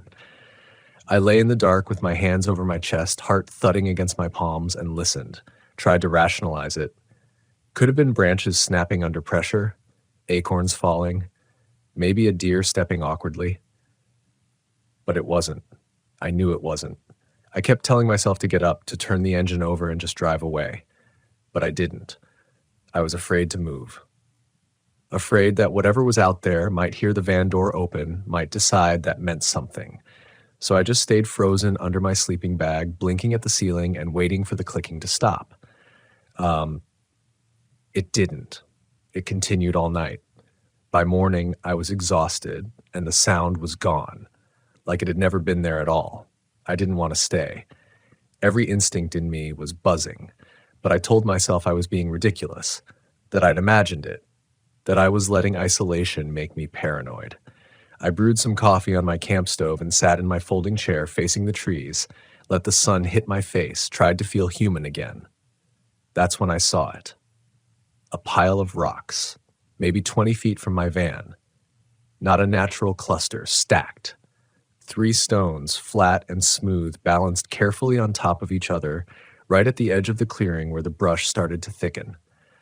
I hadn't seen it the night before.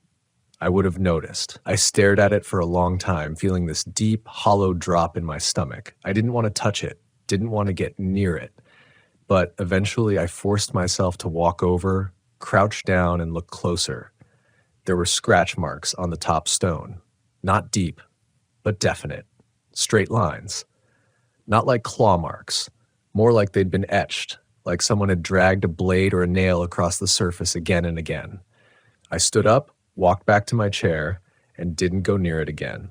That day dragged. I couldn't focus. I tried reading, tried journaling, tried taking a short hike along a deer trail I found just beyond the campsite, but I couldn't shake the sense that I wasn't alone.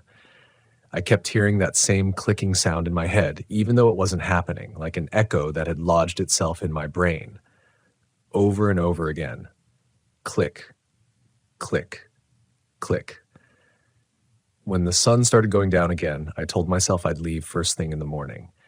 But night came fast, as it does in the forest. By 6:30, the clearing was cloaked in black. I sat inside the van, sliding door locked, curtains drawn, flashlight off. I didn't want to make any light. That's when the clicking came back. Not distant, this time. Closer. Much closer. I held my breath, sitting up slowly in the dark, trying not to make the mattress creak. The sound came from the driver's side, 3 clicks in a row, like stone on stone. Then silence. Then another set of 3. From the passenger side, my blood ran cold. I couldn't move. There was something out there, multiple somethings. I knew it. I felt it in my teeth, in the way the hair on my arms stood up, in how my breath came shallow and short, like my lungs didn't want to make sound. Another set, from the back of the van. Then something brushed against the rear bumper, not hard. Not loud, just a whisper of contact, like fingers grazing the metal. I didn't move for what felt like an hour. I didn't blink, didn't think, I just listened. Every part of me screaming to stay still. The clicking stopped eventually, the brushing didn't happen again, but the silence that followed was worse. I don't know how I slept that night. I don't think I did, really. I think I just blacked out from sheer mental exhaustion. By morning, the rocks were gone. The stack I'd seen the day before, not just knocked over, completely missing. What? Like they'd never been there. I don't even remember packing. I just remember turning the ignition, tires spinning in the dirt, and getting the hell out of that forest as fast as I could. But I never stopped thinking about it. And that wasn't the last time something like that happened. That was just the beginning. The next place was supposed to be safe. I told myself that the whole Shenandoah thing had been a fluke, maybe even my own fault. Too isolated, too tired, too much caffeine, and too little food. I hadn't been thinking clearly. I convinced myself I needed to recalibrate. Go somewhere more developed. A proper national park campground, somewhere with check-ins and rules and, more importantly, people. So I went west, took my time, made stops through Kentucky and Missouri, let the routine of the roads settle me. Coffee in the mornings, podcasts in the afternoons, and short hikes before dinner. For a while, I started to believe I'd imagined it, that I'd made the whole clicking sound bigger in my head than it really was. Then I reached Rocky Mountain National Park, and it happened again.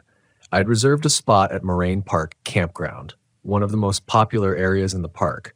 I figured with other campers nearby, maybe even the occasional ranger patrol, I'd feel safer. That's what made it worse, because the fear didn't come from isolation this time. It came in the presence of other people, people who seemed just as unnerved as I was, but unwilling to say it out loud. My site was tucked near the edge of the loop. No trees this time, just low brush and open sky.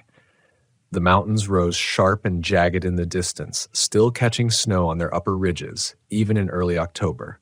It was beautiful. Postcard perfect. My first evening there, I actually exhaled for what felt like the first time in weeks. I stayed up past sunset, walking along the short trail near the camp loop. I remember the way the wind came off the ridge, clean, thin, almost metallic with cold. There were others out too. A couple sitting at a picnic table, a man collecting firewood, a little girl dragging a stick along the gravel path, tracing invisible lines.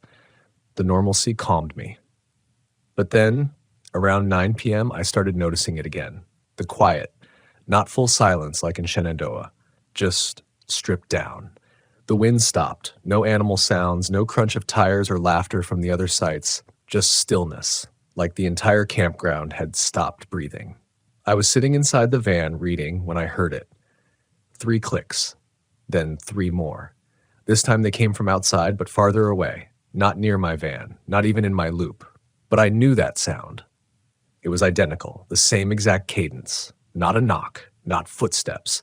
That dry, precise sound like stone tapping stone, spaced out just enough to feel intentional. I froze.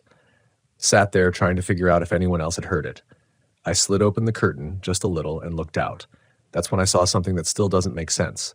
People. Standing. Outside their tents. Not all of them, but enough to make it feel coordinated. One near a small green tent across the road. Another beside a camper 3 sites down, a woman, hair down, arms at her sides, standing motionless beneath a lamp pole that had gone dead. They weren't doing anything, just listening.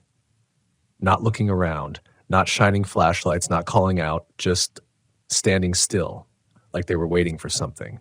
That same pressure returned to my chest, the one I'd felt in Virginia, like the air had thickened, like I wasn't watching strangers. I was watching people who had become part of something I wasn't supposed to understand. The clicks continued, moving through the campground. Slow. Patterned. I shut the curtain and killed all the lights inside the van. My heart was racing. I was suddenly aware of how thin the walls of the van were, how exposed I really was. Then footsteps. Soft ones. On gravel. Not rushing, just deliberate. I crawled into the front seat and locked the doors, even though I knew that wouldn't really stop anything if someone wanted in. I didn't start the engine. Not yet. I didn't want to draw attention to myself. I sat there in the dark, gripping the wheel, listening. Then, a knock. But it wasn't on the door. It was on the window. Passenger side. 3 knocks. Light but unmistakable. I couldn't see anything. I didn't look. I couldn't bring myself to. And then another knock. Same pattern, driver's side window. I turned slowly, barely able to breathe, and looked. No one was there, just the mirror, reflecting the curve of the campsite road behind me. Empty. And then I heard the crunch of gravel behind the van. That was enough. I turned the key and the van roared to life, headlights flooding the immediate area in front of me. Nothing there. But the moment I turned out onto the loop, I saw something that's etched into my brain like acid. The woman who had been standing beneath the broken lamp, she was walking, not toward a tent, not toward a bathroom, just walking straight across the loop and into the dark brush. No flashlight, no gear, no urgency. She didn't even look around to see if anyone was watching. She just disappeared into the dark. I drove all night, didn't stop until I hit Boulder, hours later. And even then, I didn't sleep. I just sat in a Walmart parking lot, engine off, hands gripping my knees, trying to keep my breath steady. I know what I saw. I know what I heard. And yet, I keep trying to explain it. Because the alternative, that something unexplainable is moving through our most protected, most natural places, feels too big to accept. But it wasn't over. I wish I could say it ended there. But things kept following me. Each encounter became more confusing, more disturbing. And the final one, the one in Washington State, that one nearly broke me. It was supposed to be my last trip, not just of the season, of the whole lifestyle. After what happened in Colorado, I gave myself 2 months to finish out the journey and then return to something stable. A real bed, a door that locked properly, walls thicker than fiberglass. I was burned out, physically, mentally, emotionally. But something pulled at me, some unfinished thread that kept tugging even as I tried to ignore it. Maybe it was just pride. Maybe I didn't want the fear to win. So in mid-November, I headed for Olympic National Park, one last destination. I told myself I'd park near the coast, stay close to ranger stations, and keep my visits short. Just 2 nights, max. I didn't plan to hike far or go off-grid, just dip my feet in the ocean, see the rainforest, and go home. But I didn't stick to the plan. I never do. The thing about Olympic is how dense it is. It swallows light. Even on a clear afternoon, the canopy overhead is so thick the forest looks like it's perpetually in dusk. Moss covers everything, tree trunks, rocks, even fallen branches. It clings to the forest like a second skin. The air is wet, even when it isn't raining, and it smells like rot, but alive somehow, not decay. More like something in the middle of transforming. I camped the first night at a designated site near the Hoh River, not far from the visitor center. There were other vans and tents scattered around. I could hear people talking and laughing through the trees, and that comforted me. The night passed quietly, no clicking, no strangers watching from the dark. The next morning I got cocky. I found an old trail that split off from one of the main paths, overgrown, barely marked, probably used mostly by game. I knew better. I knew what happened when I strayed too far from people, but I went anyway. I wanted to see something untouched, some proof that this country still held wild places not eaten by tourists and trash bins. The trail wound through dense underbrush and gradually sloped downhill toward a narrow gully. I kept thinking I'd turn around after the next bend, then the next. Then I found the clearing. And everything changed. It was small, barely 20 feet across, ringed by spruce and cedar. Light filtered down in faint green shafts, catching dust motes that didn't seem to move with the air. And in the center was a stump, massive, weathered, ancient. I don't know why I went to it. Maybe because it looked out of place, too perfect, like it had been placed there intentionally. The moment I stepped into the clearing, the air shifted, got colder, denser. I remember the way my boots sank slightly into the moss, how the birds stopped calling, how I suddenly became aware of my own heartbeat, loud, uncomfortably so. Then I saw them, the markings, carved into the bark of the surrounding trees, thin lines, faint but deliberate, geometric patterns, circles intersected by crosses, triangles within triangles, all repeated, all uniform. There were no initials, no declarations of love, no dates, just symbols. And under the stump, half buried in the moss, was a stack of rocks. 3, just like before, stacked carefully, balanced so precisely it looked unnatural. I turned and walked away, quickly. I didn't run. I didn't want to fall. But I didn't look back either. Something about that clearing made the back of my neck feel exposed, like I'd walked into a memory that didn't belong to me. Something older, something preserved. I followed the trail back, retracing my own boot prints, trying to shake the sick feeling blooming in my gut. But when I returned to the main path, something was wrong. It was darker. Clouds had rolled in while I was gone. The light was bluish now, like the moments just before nightfall. but my watch said it was only 2:17 p.m., and then the silence returned. No wind, no birds, no distant water, just that same suffocating quiet. And then from deep within the woods behind me, 3 clicks, not echoes. Fresh, close. I froze. Not because I was deciding what to do, because every part of my body had decided for me, stay still. Don't breathe, don't listen. But I did listen. The clicks came again, louder. 3 beats, then 3 more from farther off. It was surrounding me, spreading, like a sound made to be heard in sequence, like something moving through the trees, tapping as it came. I took 1 step forward and stopped.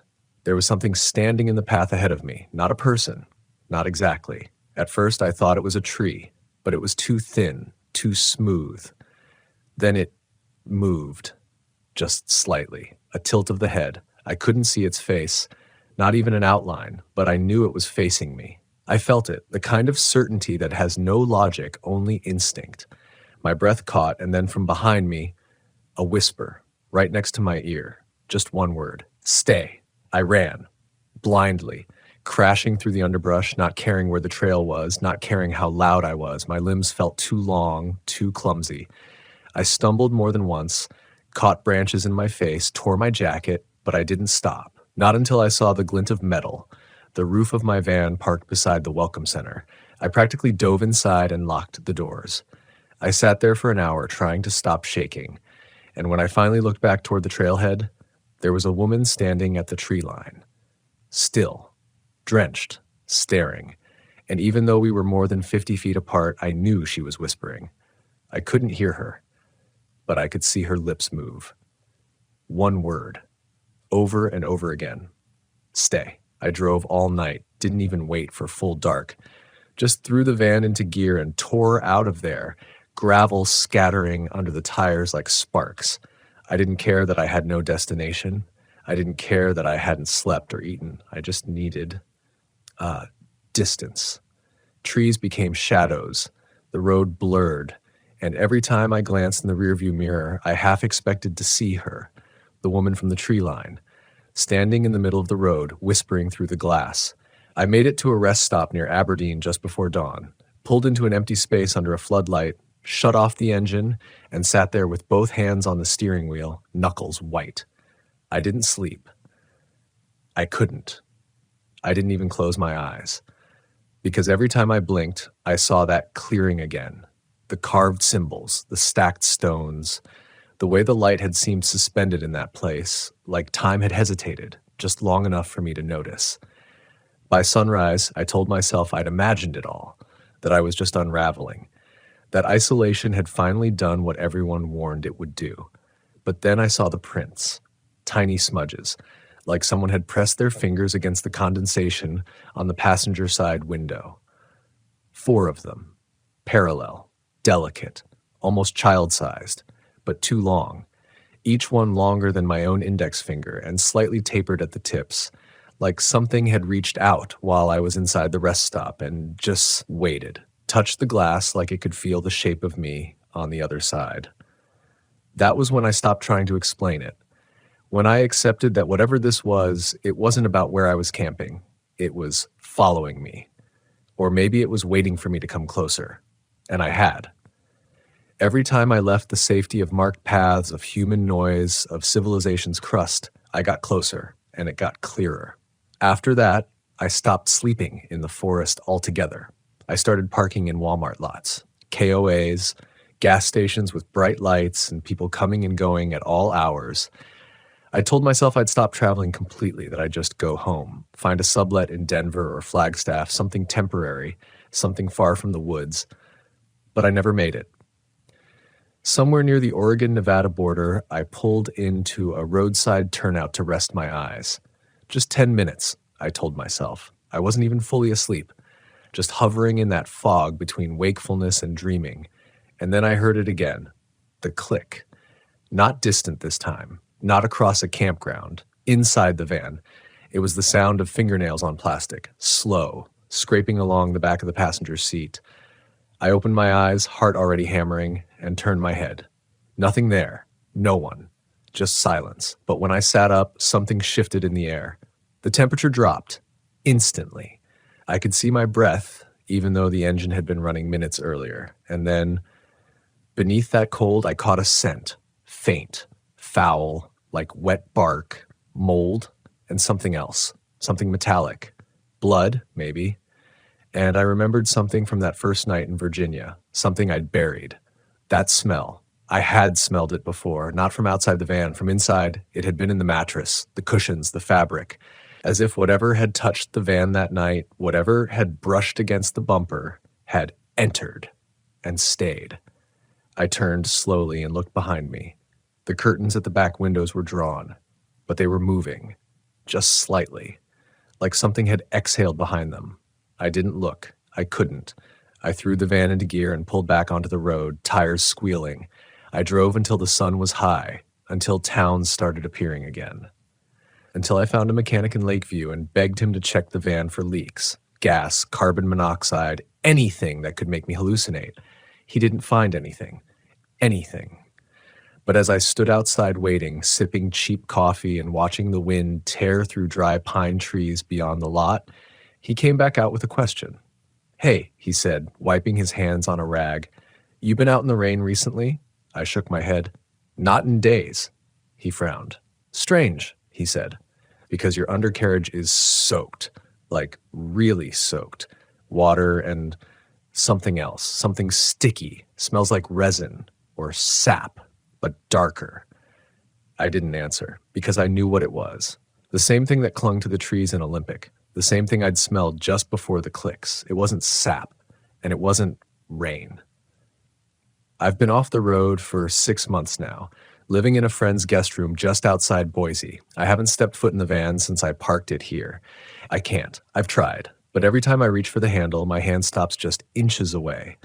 There's something still in there. Something quiet. Waiting. Some nights, when the wind is just right, I can hear the clicks again, soft, distant, coming from the edge of the trees near the property line. I told myself I'd never go back, but 2 nights ago, I got a letter. No name, no return address, just a GPS coordinate written on a torn scrap of paper. I looked it up. It's in Utah, near Capitol Reef, middle of nowhere. But here's the thing that makes my skin crawl. The coordinates are less than a mile from a primitive campsite I stayed at last year, one I never told anyone about. And beneath the numbers, in faint pencil, one word is written: return. I didn't tell anyone about the letter. Not my friend. Not the couple of people I still talk to from my old life. I just stared at that torn piece of paper for what felt like hours. Flipped it over again and again, like maybe the back would tell me something different. Like maybe I'd discover it was a prank, a mistake, something explainable. But I knew better. I felt it in my spine, in that dull ache at the base of my skull I hadn't felt since Olympic. Like something inside me had been dormant, and the letter had reached in and stirred it. The word they used, return, wasn't a suggestion. It was an instruction, a summons. For 2 days, I kept the paper in the glove box of the van, trying to forget it was there. But at night, I'd dream of trees so tall they bent toward each other and whispered, of moss-covered stone, of those same 3 clicks, not in my ears, but inside my chest, like a second heartbeat. By the 3rd night, I couldn't take it anymore, so I packed. Not much, just a few clothes, a flashlight, a knife I didn't expect to use but needed to feel. And I drove. South. The drive to Capitol Reef took most of a day, and I made a point of not thinking too hard about what I was doing. I didn't question the logic. I didn't try to prepare. There's no preparing for this. You either go or you don't, and I'd already chosen. By the time I reached the turnoff road, the sun had already dropped below the red cliffs, casting the whole desert in shadow. I hadn't told anyone where I was going. I hadn't even brought my phone. I wanted to say it was intentional, that I didn't want anything digital tied to what was happening. But the truth is, I think I knew it wouldn't work anyway. The signal, the tech, the logic, it all stops meaning something when you're inside it, and I knew I was about to step back inside. The road narrowed to a rough dirt path. My headlights caught dust clouds and the occasional flash of dry brush, but otherwise it felt like I was driving through the dark mouth of something ancient. Eventually, I found a flat spot at the base of a shallow canyon wall. Not marked, not official, just earth packed down from past tires and footsteps. And in the center of that clearing, barely visible in the fading light, was a shape I recognized instantly. A stack of stones. 3. Perfectly balanced. I parked 20 feet away and killed the engine, rolled down the windows, waited. The silence was immediate. But this time it wasn't oppressive. It was expectant. Like the desert itself was holding its breath. The temperature dropped fast. Desert nights do that, but this wasn't just normal cold. This had weight behind it. My skin prickled, my vision narrowed. Then the clicking started again. Faint, rhythmic. 3 beats. Then 3 more, farther to the right. I turned slowly, scanning the horizon. Nothing moved. No animals, no trees to rustle, just rock and sand and long shadows. Then I noticed something I hadn't seen before. Other stacks. Farther out, not tall, just subtle. Blended into the terrain, like small signal fires that had gone out. And they weren't random. They were in a pattern, a spiral, winding inward, to me. I stepped out of the van. I don't know why. I didn't feel in control. It was like my body moved before my mind caught up. My boots crunched over the dry ground, and the sound seemed louder than it should have been, like everything was amplifying me, like I didn't belong here, like I was intruding on something sacred. As I reached the first rock stack, I stopped, not out of fear, out of understanding, because I realized something. They weren't warning signs, they were markers, leading somewhere. I followed them. Each one spaced about 20 feet apart, each one with faint markings, scratches, etched shapes, symbols I'd seen before but couldn't decode. They felt familiar in the way dreams do, like memories from another life. The clicking grew louder with each step. I lost track of time. The horizon shifted from twilight to true night. Stars spilled across the sky in hard white dots. The moon was a thin hook behind a veil of clouds, and then I reached the center. A shallow depression in the ground. No stones, no symbols, just a single object, a mirror, old, oval-shaped, set in a cracked wooden frame. It leaned against a jagged rock at the center of the spiral, and in its reflection I saw something impossible. The sky was wrong. The stars were moving, slowly like water, and in the distance, behind me, but visible only in the mirror, stood a figure, not walking, just standing, long, still, waiting. I didn't turn around. I couldn't, because I realized something else. It had never been about the places. It had always been about the acts, about the moments I ignored instinct, the moments I stepped off trail, stayed another night, followed the sound. I had been saying yes again and again in a language I didn't know I was speaking, and now I was here, at the center. The figure moved closer in the mirror, its head tilted, and though I heard no words, I understood. This wasn't a haunting. It was an invitation, and I had accepted. I don't know how long I stood there staring into that mirror. Could have been minutes, could have been hours. Time doesn't move the same in places like that. It stretches, contracts, it wraps around you and presses into the gaps you didn't know were open. The figure in the reflection didn't speak. It didn't beckon. It didn't even move again. But its presence was absolute, like gravity. Like a pressure behind the eyes that you can't blink away. It stood where no one was supposed to be, behind me, but only visible in that glass. And I understood, deep down, in the place where language dissolves, that if I turned to face it, something would break. Not bones, not skin. Me, my sense of self, the thread that holds your thoughts in a line, one after the other, forming who you are. That would snap. So I didn't turn. I did the only thing I could do. I stepped backward, away from the mirror, one step, then another. And as I moved, the figure in the reflection didn't follow, but it watched, head tilted, unmoving, patient. I didn't run. I knew better than to run. I made my way back the same way I'd come, past the spiral of stone stacks, past the scrub and dust and wind-swept nothing that now felt like sacred ground desecrated, and all the while the clicking had stopped. But the silence was worse, because this silence wasn't emptiness. It was attention. I reached the van and opened the door. And the moment I stepped inside, I felt it again, that presence. But this time, it wasn't outside. It wasn't behind a tree or reflected in glass. It was in me, like a cold breath inhaled and never released, like a new rhythm layered over my heartbeat. And then I knew I hadn't left it behind. I'd carried it out. Something about that spiral, the mirror, the deliberate path, it had changed me, and I hadn't even realized I'd agreed to it. I drove through the night west again, back towards cities and lights and people who had no idea what lay buried just beneath the crust of this country. But nothing looked the same anymore. The freeway signs shimmered like heat mirages. The clouds above seemed to rotate slightly when I wasn't watching. And once, somewhere near Ely, I passed a man standing alone at the side of the road. He wasn't hitchhiking. He wasn't stranded. He just stood there with his arms at his sides. And as I passed, he turned his head slowly toward me, mouth moving, one word. Even with the windows up, engine humming, I heard it. Return. That was 2 weeks ago. I haven't slept since. Not properly. Every time I close my eyes, I'm there again. Back in that spiral. Back at the mirror. Sometimes the figure is farther away. Sometimes it's close enough I can see where its skin should be. But the worst dreams are the ones where it doesn't appear at all. Where I'm alone in the clearing, waiting.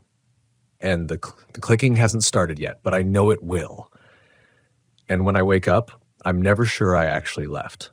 I've started hearing the clicks in daylight now. Always 3. Sometimes from a drain pipe. Sometimes from the walls. Once from under my bed. I've tried talking to people, therapists, friends. No one believes me. Of course they don't. They didn't see what I saw. They didn't hear the clicking start at 3 points around their vehicle in the middle of the night. They didn't feel the weight of stillness press against their lungs until it felt like breathing was permission. But you're listening now, aren't you?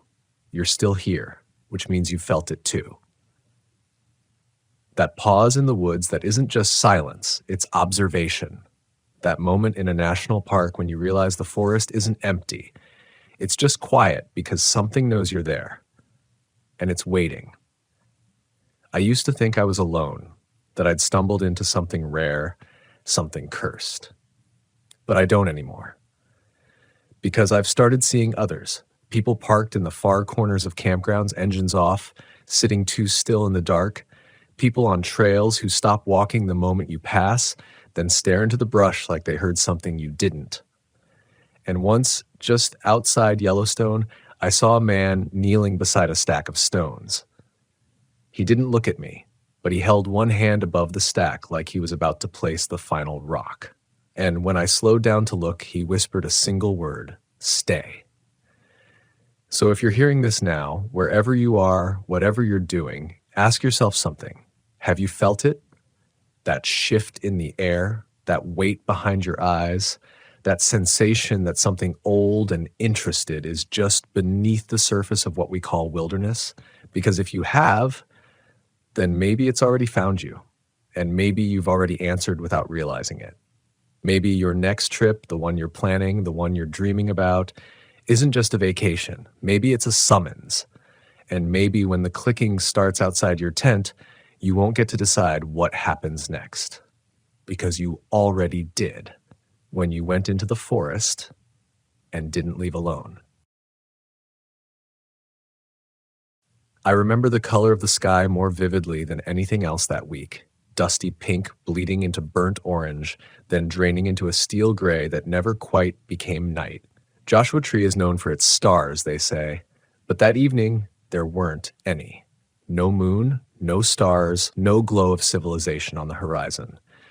Just a stillness so thick it felt like it had weight.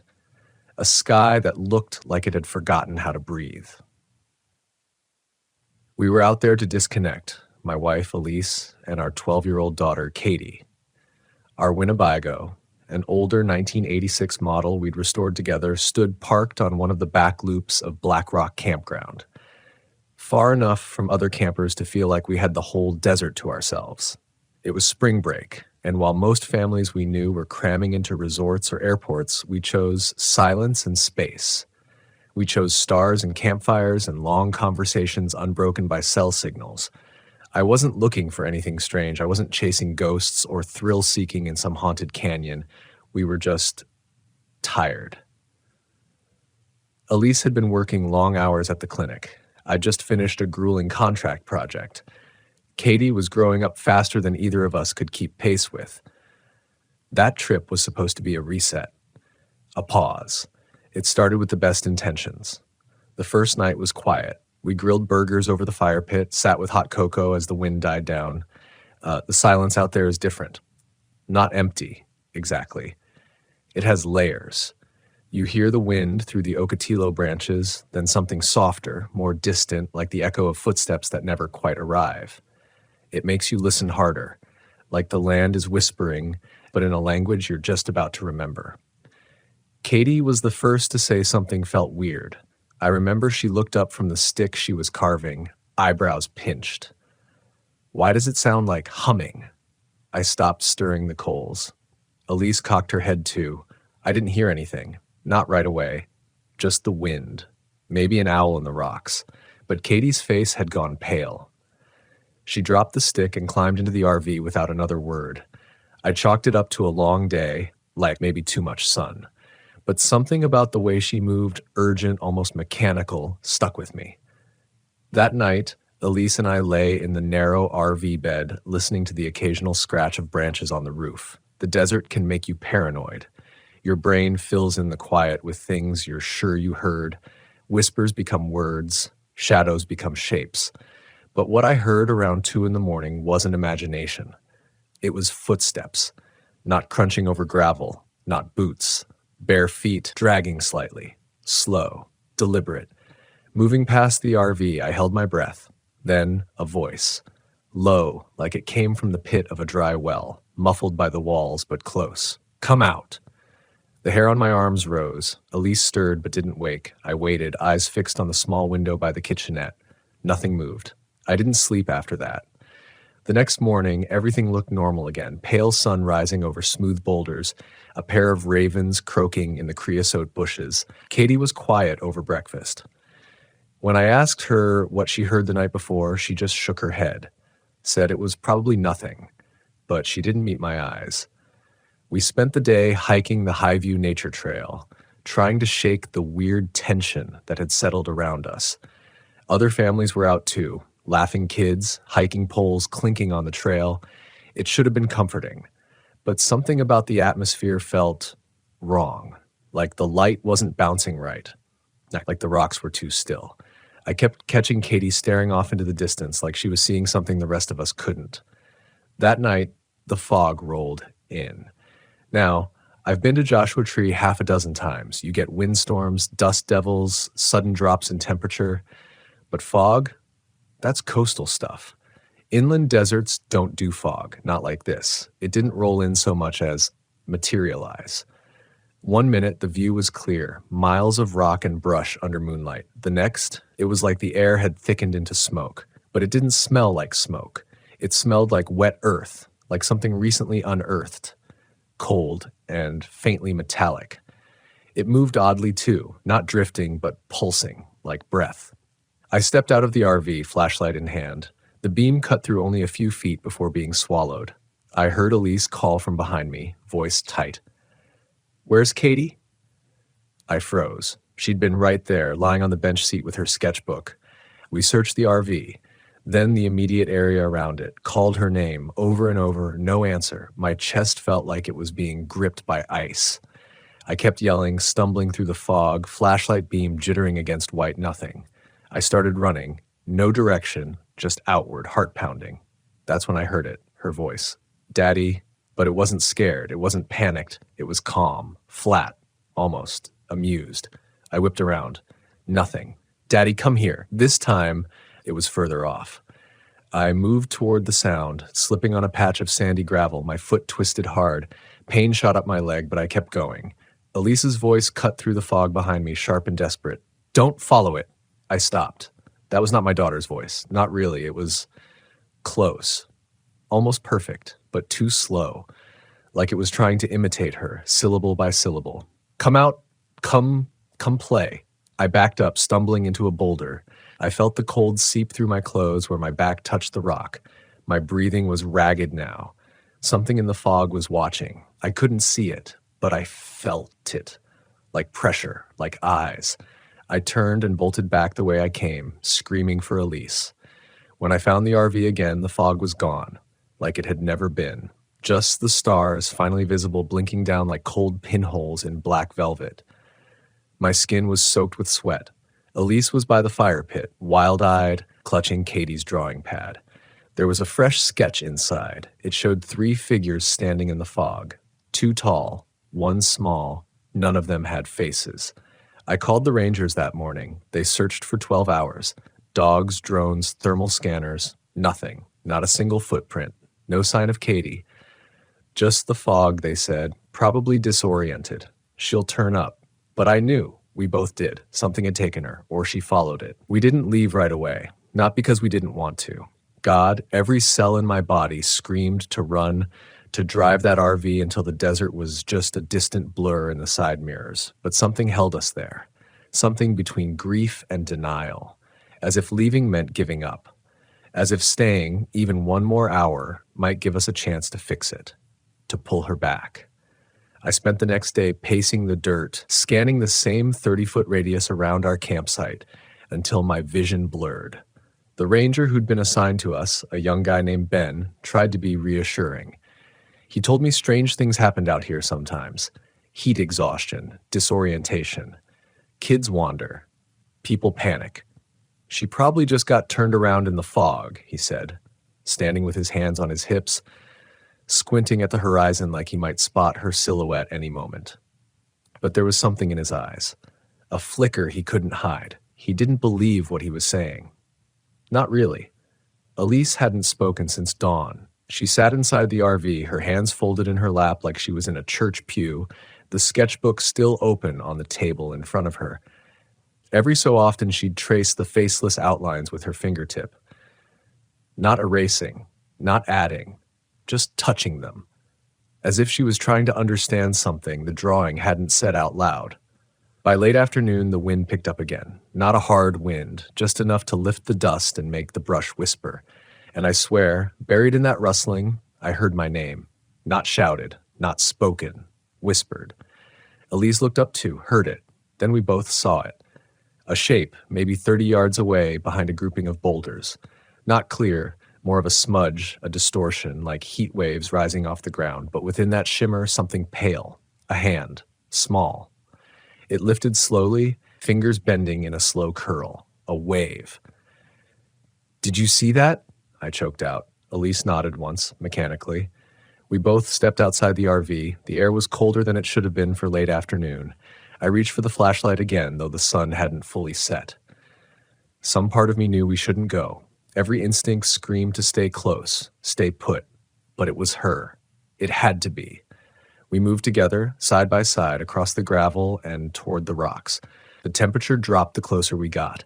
A wall of cold hit us when we passed the first boulder. My breath fogged in front of me. Elise reached out and grabbed my hand, squeezing it hard enough to hurt. Then we saw the fog again. Thinner this time, not blanketing everything, just drifting in ribbons across the sand. We stepped into it without thinking. And then we weren't alone.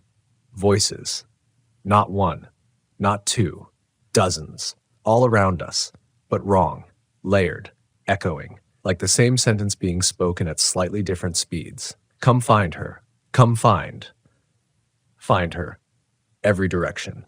The boulders didn't look like they had a few minutes ago. They were taller now, leaning inward, almost forming a crude arch. The sky had gone dull, like twilight had skipped past its usual colors and gone straight to gray. No sun, no stars, no shadows. And then we heard her. A sharp cry. Dad, it was real this time. I know it was. That was her voice. The real one. Terrified. Raw. Dad, please. It came from inside the rocks. I ran without thinking, pulling Elise with me. We ducked into the arch, stumbled down a narrow passage that hadn't existed before. The walls of the canyon closed around us, too tight, like we'd been swallowed. We kept running until we hit a clearing. And then we stopped. Because standing in the center of the clearing was Katie, or what looked like her, but she was completely still, unblinking, pale. She was facing us, but not reacting. Her eyes were wide, but empty. Her mouth moved slowly, like she was trying to speak underwater. Daddy, she whispered. I stepped forward. Elise grabbed my arm. Wait. There was something wrong with her skin. It wasn't bruised or dirty. It was flickering, like the color was trying to stay on but couldn't. Her body shimmered like an old VHS tape paused mid-frame, and then the fog pulsed again. From behind the rocks, shapes began to emerge. Not fully visible, still trapped in the mist, but huge, towering, thin limbs, bending in unnatural ways, moving in sync, like dancers who'd forgotten the rhythm. They didn't speak, but the voices continued, not coming from their mouths if they had mouths, but from the fog itself. We want you to see. We want you to know. I stepped back, dragging Elise with me. Katie didn't move, just stood there watching us, eyes wide.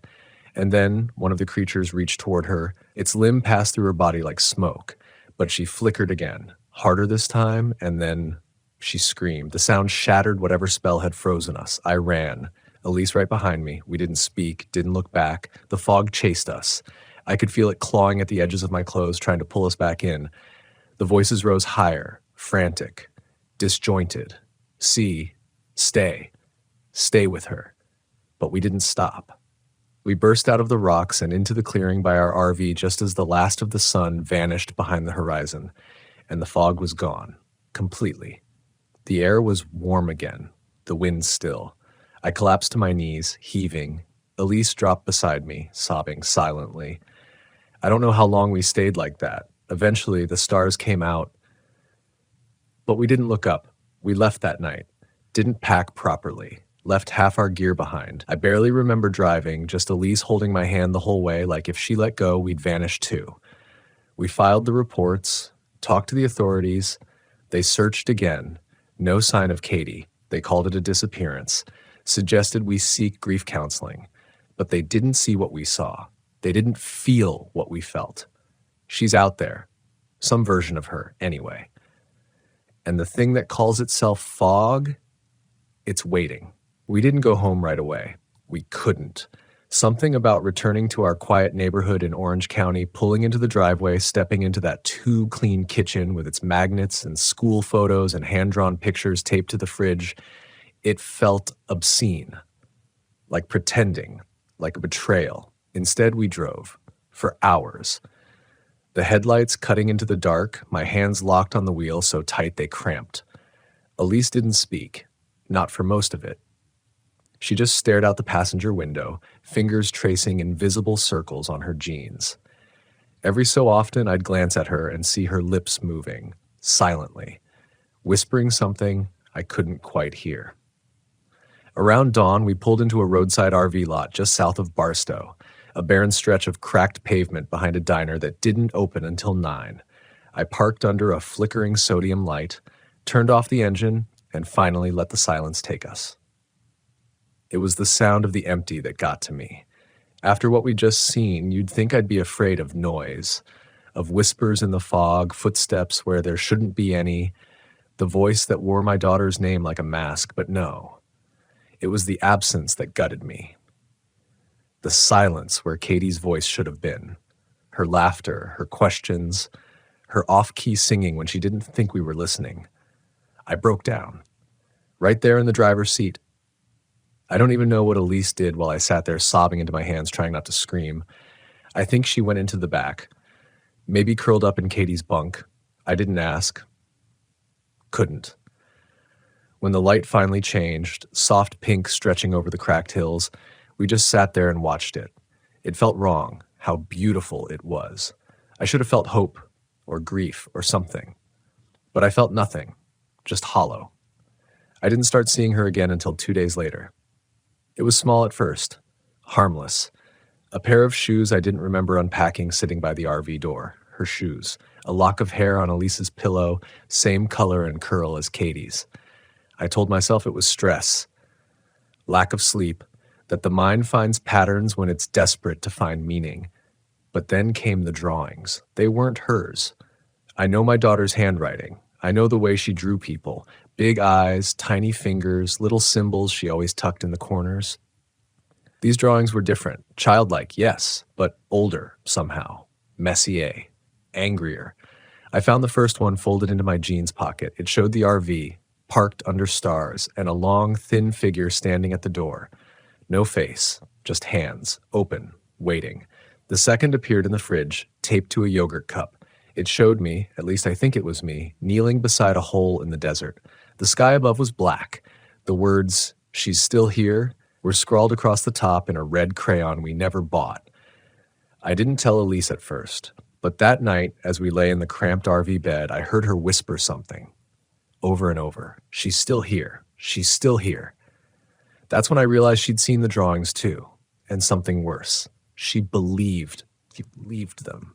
I tried to convince myself to take us home, to put an end to it, drive the RV back to the city, return to our routines, let the therapists do their job. But that night, I had the dream. I was standing in the desert again. Not at Joshua Tree, somewhere else, deeper, more ancient. The sky was thick with fog, but this time it wasn't moving. It was frozen, like time itself had stopped breathing. And through it came Katie's voice, not the warped, slow mimicry we'd heard before. Her voice, the one that used to sing in the shower, the one that begged for s'mores even after brushing her teeth. "Daddy, you left me?" I turned in the dream and saw her standing by a cluster of rocks, the same ones we'd run from. She looked just like before, jeans, purple hoodie, her hair tied in a messy bun. Her eyes were different, not scared, not sad, patient. "You have to come back." Then I woke up. Elise was already up, standing outside the RV in the pale morning light, holding the sketchbook. I stepped out beside her, barefoot, gravel biting into my skin. She didn't look at me, just handed me the book. It was open to a new page, a map, drawn in Katie's style, or close to it. But it wasn't a place we recognized. Boulders shaped like teeth, a spiraled canyon, a sun that never rose. In the corner, in tiny block letters, was a name, Pinto Basin. Joshua Tree's southeast wilderness, miles from any marked campground, no roads, no rangers. I looked up at Elise. Her face was pale but resolute. "I think she's telling us where to go," she said. I wanted to argue, to scream at her, to rip the page out and set it on fire. But instead I nodded, because deep down I felt it too. She was still out there, or something wearing her shape, and it wanted us to come back. We drove in silence for most of the morning. The hum of the engine was the only sound, a dull mechanical prayer keeping us from thinking too hard. The road south through Joshua Tree wound through dry scrub, occasional creosote bushes dotting the landscape like scars. Signs grew fewer the deeper we went. The tourists, the day hikers, the cyclists, they all vanished. By the time we passed the last designated trailhead, the RV was the only thing moving in any direction. Pinto Basin was ahead, a vast, silent emptiness stretching across the southeastern corner of the park. No official campsites, no ranger patrols, no paved roads, just miles and miles of sun-blasted rock where the sky feels too big and the ground too dead. Elise clutched the sketchbook in her lap like it was a compass. She didn't look up much, just flipped through the pages, slowly, over and over. She'd stop on the map, trace the twisted canyon lines, then close the book for a few minutes, like she was trying to absorb it, memorize it, or maybe protect it. I didn't ask questions. We turned off the main road when the pavement gave way to packed dirt, a small unmarked turnoff, one I would have missed if I hadn't been watching for it. The RV bucked and groaned as the terrain grew rougher. We bounced along a barely there path, scrub scraping the undercarriage. The air outside shimmered with heat, but inside the cabin, Elise and I were cold. Our breath didn't fog, but it should have.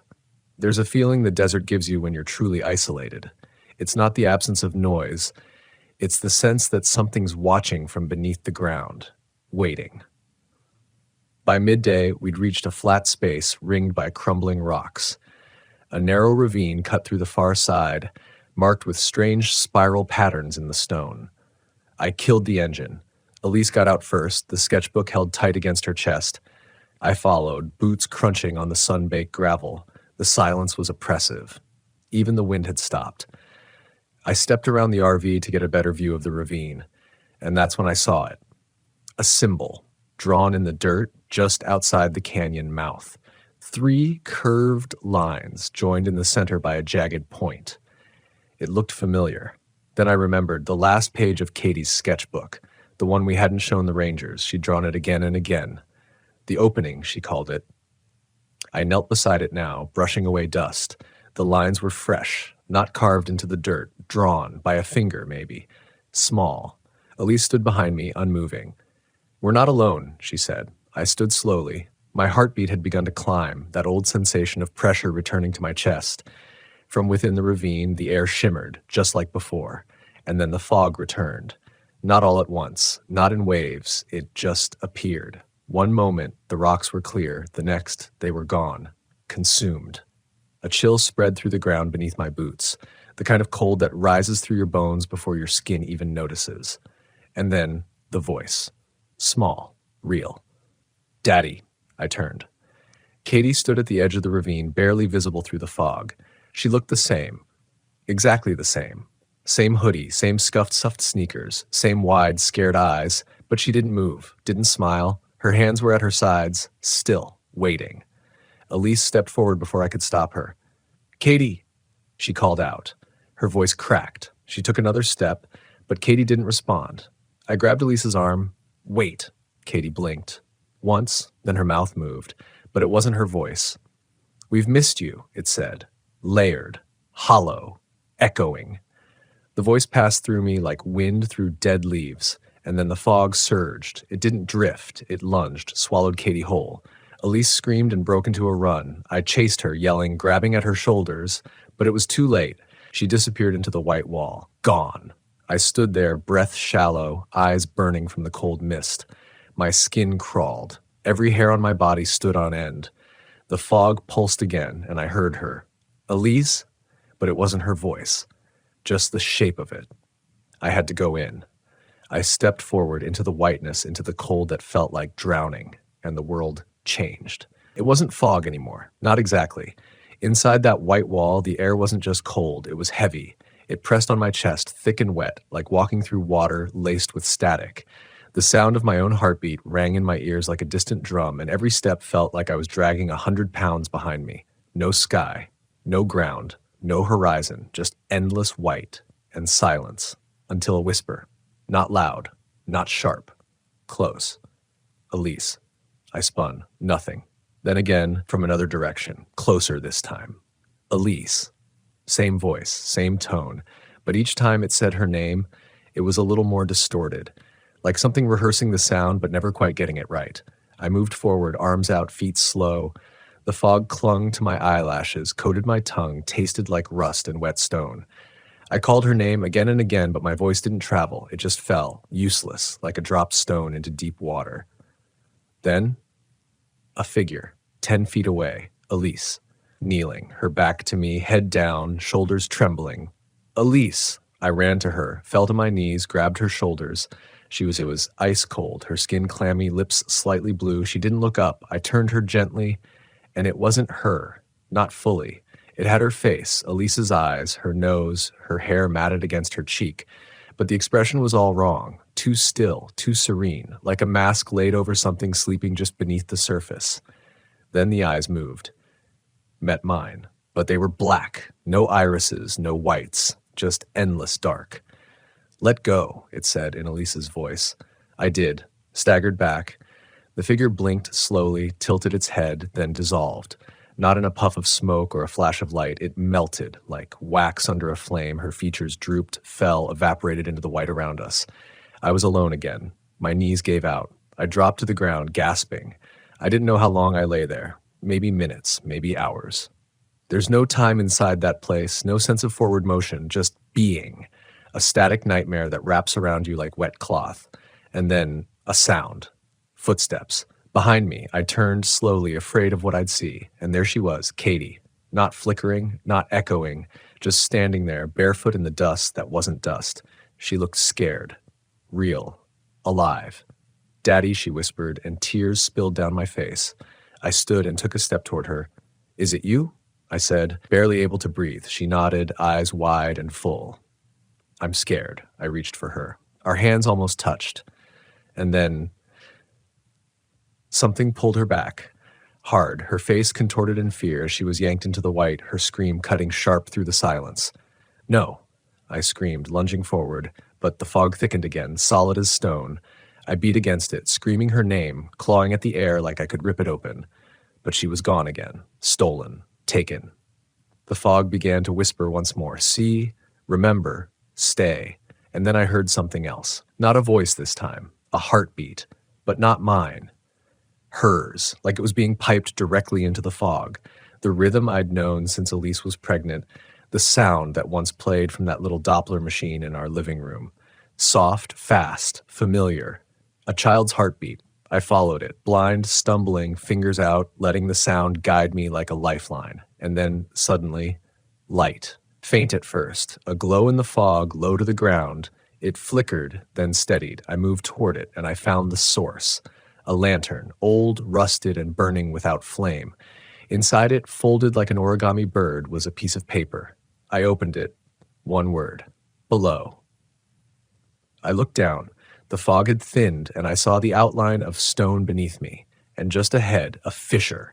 A narrow crack in the rock, like the earth itself had been torn open. The heartbeat was louder now, coming from inside. I stepped forward, knees shaking, and then I saw her again. Katie, down below, looking up, eyes pleading, mouth open but no sound escaping. She reached up, and the fog whispered again. This is the last time. If you leave, she stays. If you stoin. I looked down at her, then at the crack, then behind me into the void of white that had swallowed everything else I loved. I took a breath, and I jumped. The air didn't rush past me like it should have. There was no lurch of the stomach, no wind screaming in my ears, no impact waiting at the bottom. Falling through that fissure felt like sliding into sleep, like being absorbed. And then I stopped, not with a jolt, but like I'd been placed. Set down carefully. The fog had vanished. I stood at the bottom of what looked like an ancient stone chamber, the rock walls smooth and curved like they'd been carved by hands far older than anything human. The air was still cold, but breathable, dense with a sweet metallic scent, like rust and honey. Light pulsed from within the walls themselves, a dull blue glow like the inside of a living thing. Katie was there, lying on a slab of stone in the center of the chamber, perfectly still, not asleep, not dead, suspended. Her chest moved, but slowly, too slowly. I stepped forward, my boots echoing louder than they should have in a space so enclosed. My shadow reached her before I did, stretching like a warning. When I reached her side, I fell to my knees. Katie, I whispered. Her eyes fluttered, then opened, and they were hers. Real, bright, terrified. Daddy, she breathed. I reached for her, pulling her into my arms. She clung to me with a strength I didn't know she still had, shaking, fingers digging into my back. I was trying to come back, she said, but I couldn't. It wouldn't let me. What wouldn't? She pulled away slightly, enough to look past me. Her face went pale again. It's here. I turned and saw it. It had no shape, not really. Not like the towering shadows in the fog. This was different. It was the fog. It was the white, but condensed now, forming something that resembled a body, but not one that ever belonged on Earth. Long, fluid limbs that never stopped moving. A head that pulsed with shifting symbols, faces, letters, stars, none of them holding. It hovered above the stone floor like steam rising off black ice. It didn't speak with a voice. It pressed words into our minds. You broke the rule. I stood in front of Katie, shielding her with my body. What rule? I demanded. She's a child. You took her. She came. She listened. She stayed. Katie whimpered behind me, grabbing the hem of my jacket. I felt it inside me then, the presence slipping through the cracks of my skull, peeling away thoughts like pages from a wet book. It wasn't angry. It was curious. It was studying me the way a child studies a beetle they just found under a rock. You came too. Let us go, I said, voice shaking. Please. The fog shifted. And then it showed me. Not with pictures, with memory. Not mine. Elise's. I saw her standing in a white corridor, walls dripping, her hand reaching for a version of Katie that kept walking away. I saw her follow it. Deeper. I saw the fog wrap around her like a lover, then dissolve. I saw her face. Frozen. Gone. I collapsed. The chamber spun. Katie pulled at me, sobbing. Where's Mom? Where is she? I couldn't answer. I couldn't lie. "She's not coming back," I whispered. The thing hovered closer, then, without moving, retreated. It faded slowly like it was remembering how to vanish. Its final message rang inside my skull like a funeral bell. "You may leave. Only once. Never again." And then it was gone. The walls of the chamber shook. The light dimmed. The fissure above reopened, moonlight spilling in like water. I lifted Katie in my arms, heart pounding so loud I thought it would break us both. She was light. Too light, but warm. We climbed out together, one slow step at a time, the fog receding with each foot of ground we gained, until finally we stood in the desert again, under stars, real stars. The RV was still there, parked just where we left it. But Elise wasn't. I knew then I'd never see her again. Not really. Katie curled into me as I carried her back to the RV. She was asleep before we even crossed the threshold, a deep, dreamless sleep. I tucked her into her bunk, sat on the edge of the bed, and wept. The fog doesn't haunt the roads like ghosts in stories. It waits in the quiet places. It feeds not on fear, but willingness, on the choices we make when we don't believe anyone is watching. We broke camp at dawn, left everything behind except each other. I never told the full story, not to the authorities, not to the park rangers, not even to Katie. Some things are too big for words, but if you find yourself in Joshua Tree and the fog rolls in where no fog should be, stay inside. Don't answer voices in the dark. Don't follow what looks like love. And if something whispers from the white, don't listen. You only get to leave once.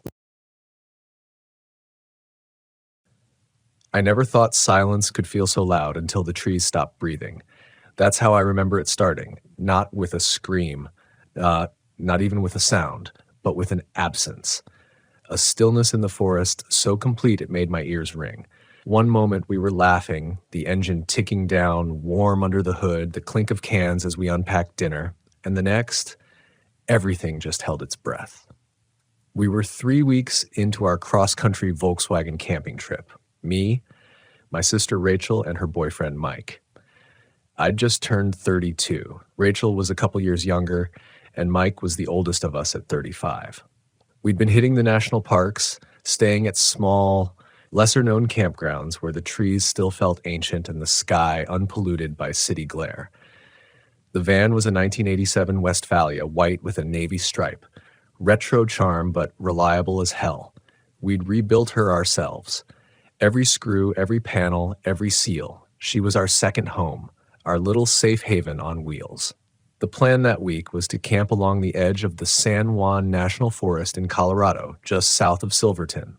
We'd heard about a hidden primitive site from a ranger a few days back. No paved road, no cell reception, no service maps.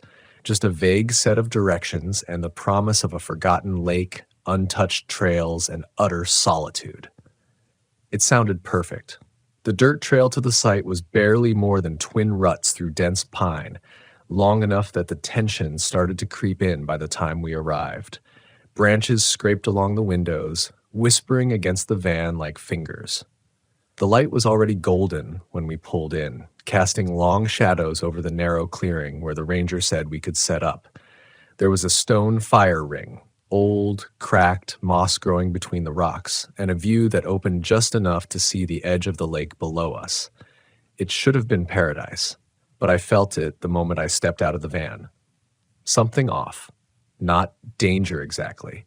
More like an absence. An emptiness where the sounds of the woods should be. The air was too still. No wind in the trees. No bird song. No rustle of squirrels in the brush. I said nothing. Just rationalized it. Maybe the air pressure had shifted or the sun was low enough to quiet the wildlife. But Rachel noticed it too. She paused beside me, sunglasses still perched on her head, and looked up toward the canopy. "Is it always this quiet out here?" she asked. Mike, already unloading the cooler, just shrugged. "That's the point, right? Peace and quiet." I nodded, smiled, told myself not to spook them. But I didn't unpack right away. I walked the perimeter of the clearing, took stock of the trail behind us. It curved up the slope and vanished into dense timber, the kind of forest you don't just wander through without a machete and a compass. I tried my phone, no signal, no surprise. Still, the unease stayed in my chest like a second heartbeat. That night, we cooked dinner: ramen, grilled hot dogs, a few beers. We sat under the pop-up awning with a single lantern casting a warm circle of light, the kind that makes the darkness beyond feel twice as black. We talked about the next leg of the trip: Utah, maybe, or down to Arizona. Rachel wanted to see Monument Valley. Mike had a thing for ghost towns. We laughed. It felt normal, almost enough to forget. Until the first knock. It came around 1 a.m., 3 slow knocks. Deliberate. Wood on metal. I woke instantly. My bed was in the pop-top, zipped up, insulated, and high enough off the ground that I could see the clearing through the mesh screen. But I couldn't see anything out there. Only the outline of the trees, pale under moonlight, and the soft curve of the lake reflecting the sky. I thought maybe I dreamed it. Then came the second knock.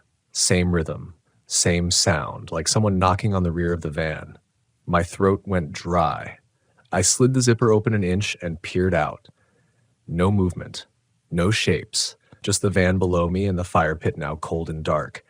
"Did you hear that?" Rachel's voice whispered from below.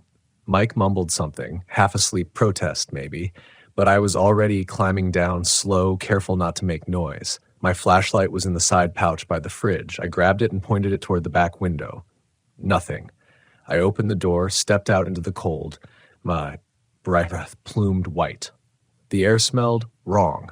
Not sulfur or rot, more like wet copper, metallic. Faint, but enough to twist my gut. I walked around the van, light sweeping in wide arcs. Nothing. No footprints, no broken branches, no signs of an animal. Maybe it was a tree branch, Mike called softly, now awake, or the van settling.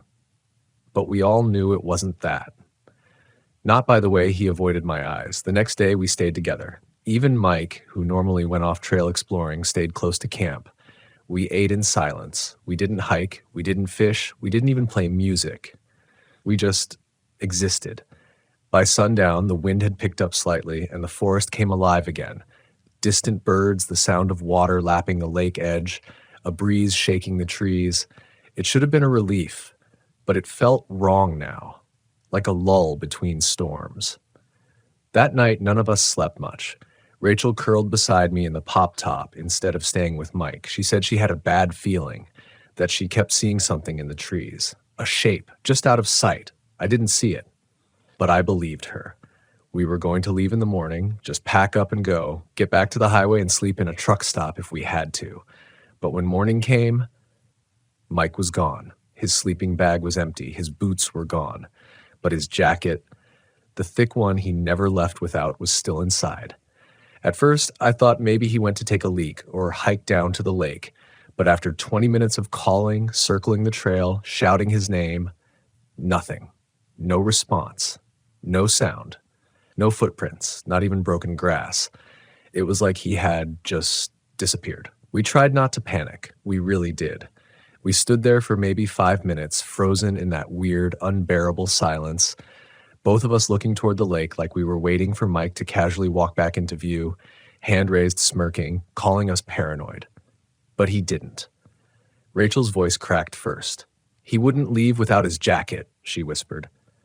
"You know he wouldn't." I nodded, swallowing the knot rising in my throat. No, he wouldn't. She was right.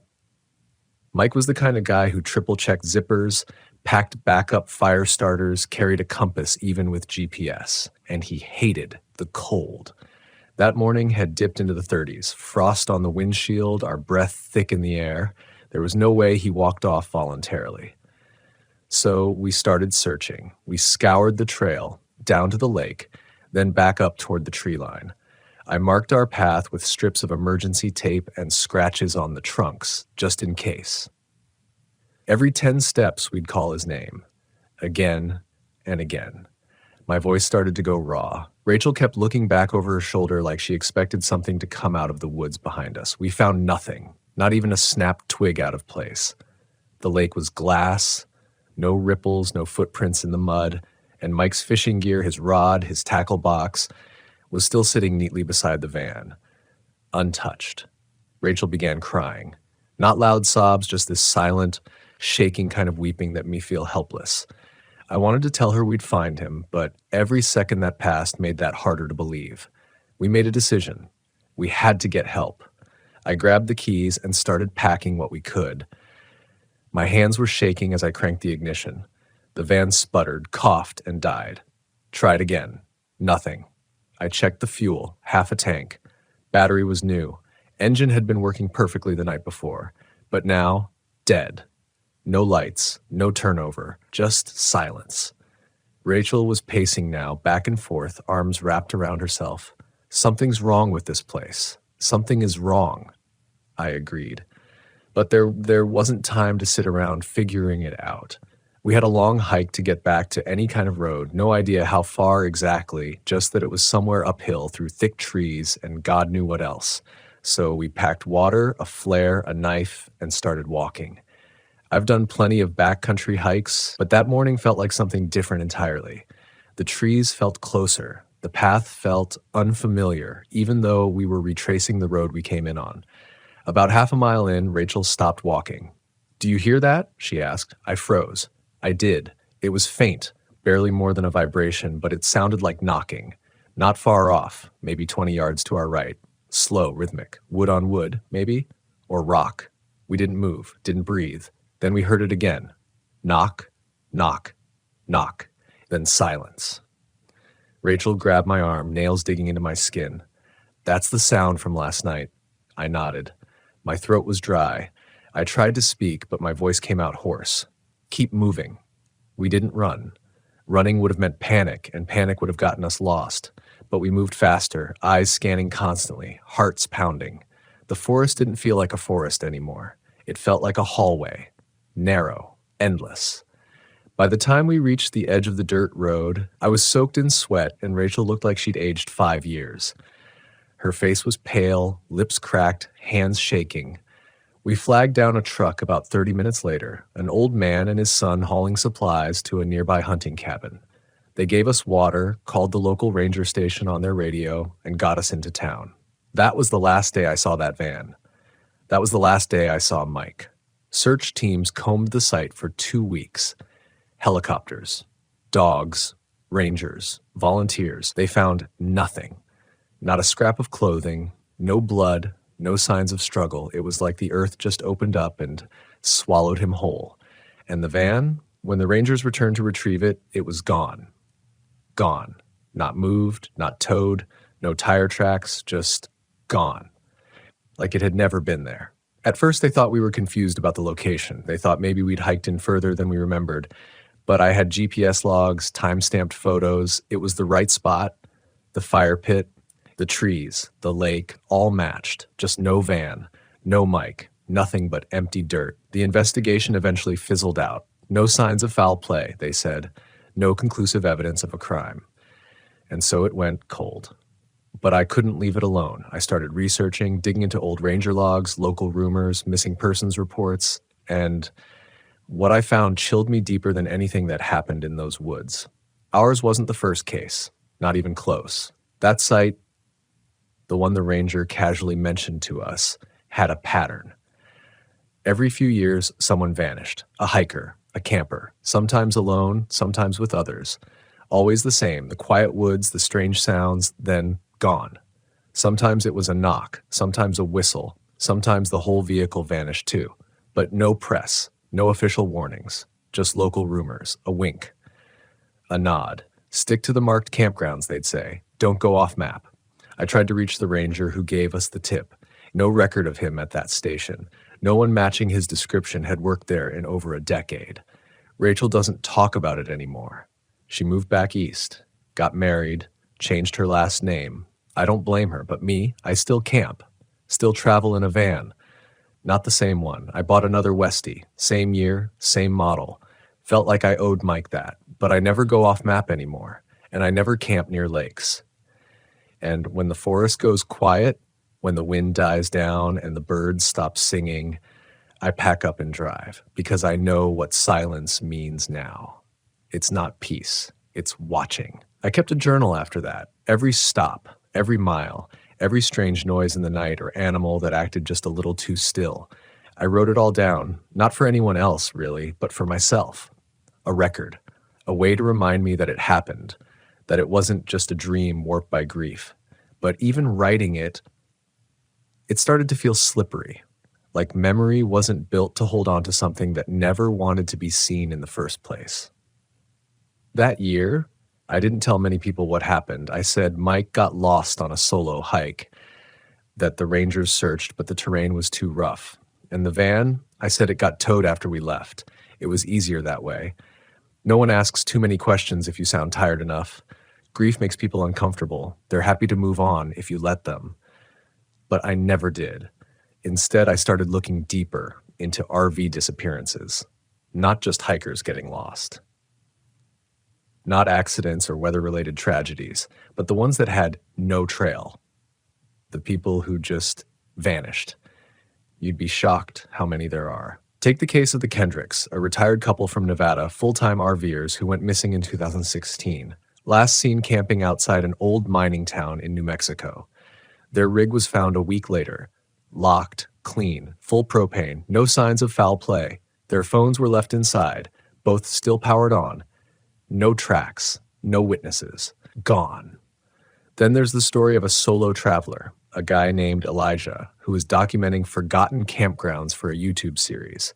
He stopped posting after a video in Washington State. In it, he's walking through a forest thick with fog. He keeps turning around, saying he hears something behind him, something that doesn't show up on camera. He laughs it off like it's nothing. That was his last upload. 2 months later, his van was found miles from any road, parked perfectly straight between two pine trees, like it had been placed there by something with no regard for trail access. No body, just a camera in the passenger seat, battery drained. And I know, rational minds say wilderness is dangerous. People fall, get hurt, animals attack, exposure kills. But the thing that gets me is the pattern. These places, they all have a feel, that same silence, that same vanishing act. It's deliberate. After Mike, I couldn't stop. I started mapping them, each site, each report. Not the ones that made the news. Those get cleaned up, explained, smoothed over. But the obscure ones.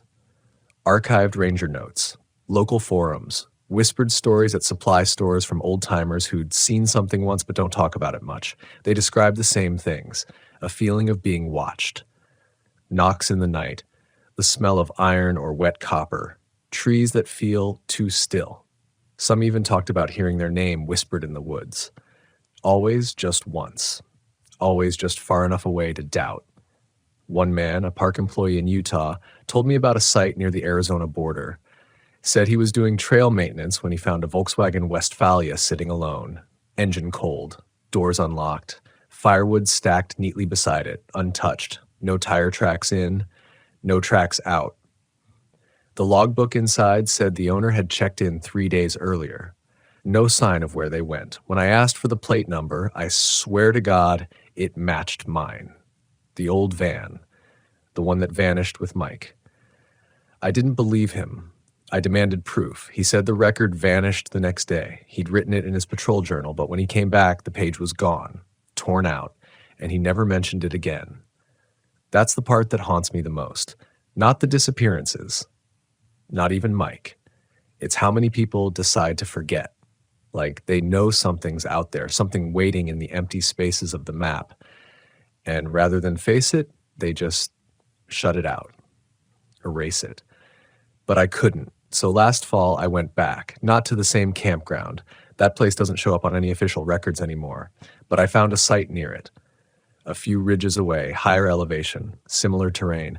I waited until October, shoulder season. Fewer tourists, colder nights, clearer signs. I parked my van on the edge of the clearing just before dusk. Turned off everything. No fire, no lights, just silence and the slow dark falling. I sat in the driver's seat with a notebook on my lap and a knife in my boot. And I listened. At first, nothing. Just the wind and the occasional caw of a bird heading somewhere warmer. Then the cold set in. That unnatural kind. Not just chilly, but sharp, wet, like the inside of a cave. And then came the knock. 3 times. Soft, like a question. I didn't move. Another knock. Closer this time. Against the sliding door. Then a voice. Not loud, not aggressive, just familiar. It said my name. Whispered it. And it was Mike's voice. I sat there, breath frozen in my lungs, because some part of me wanted to believe it, wanted to throw open that door and see him standing there, grinning like he'd been playing a long joke. But I knew that whatever was on the other side of that door wasn't Mike. Not anymore, because the forest doesn't give things back, not whole.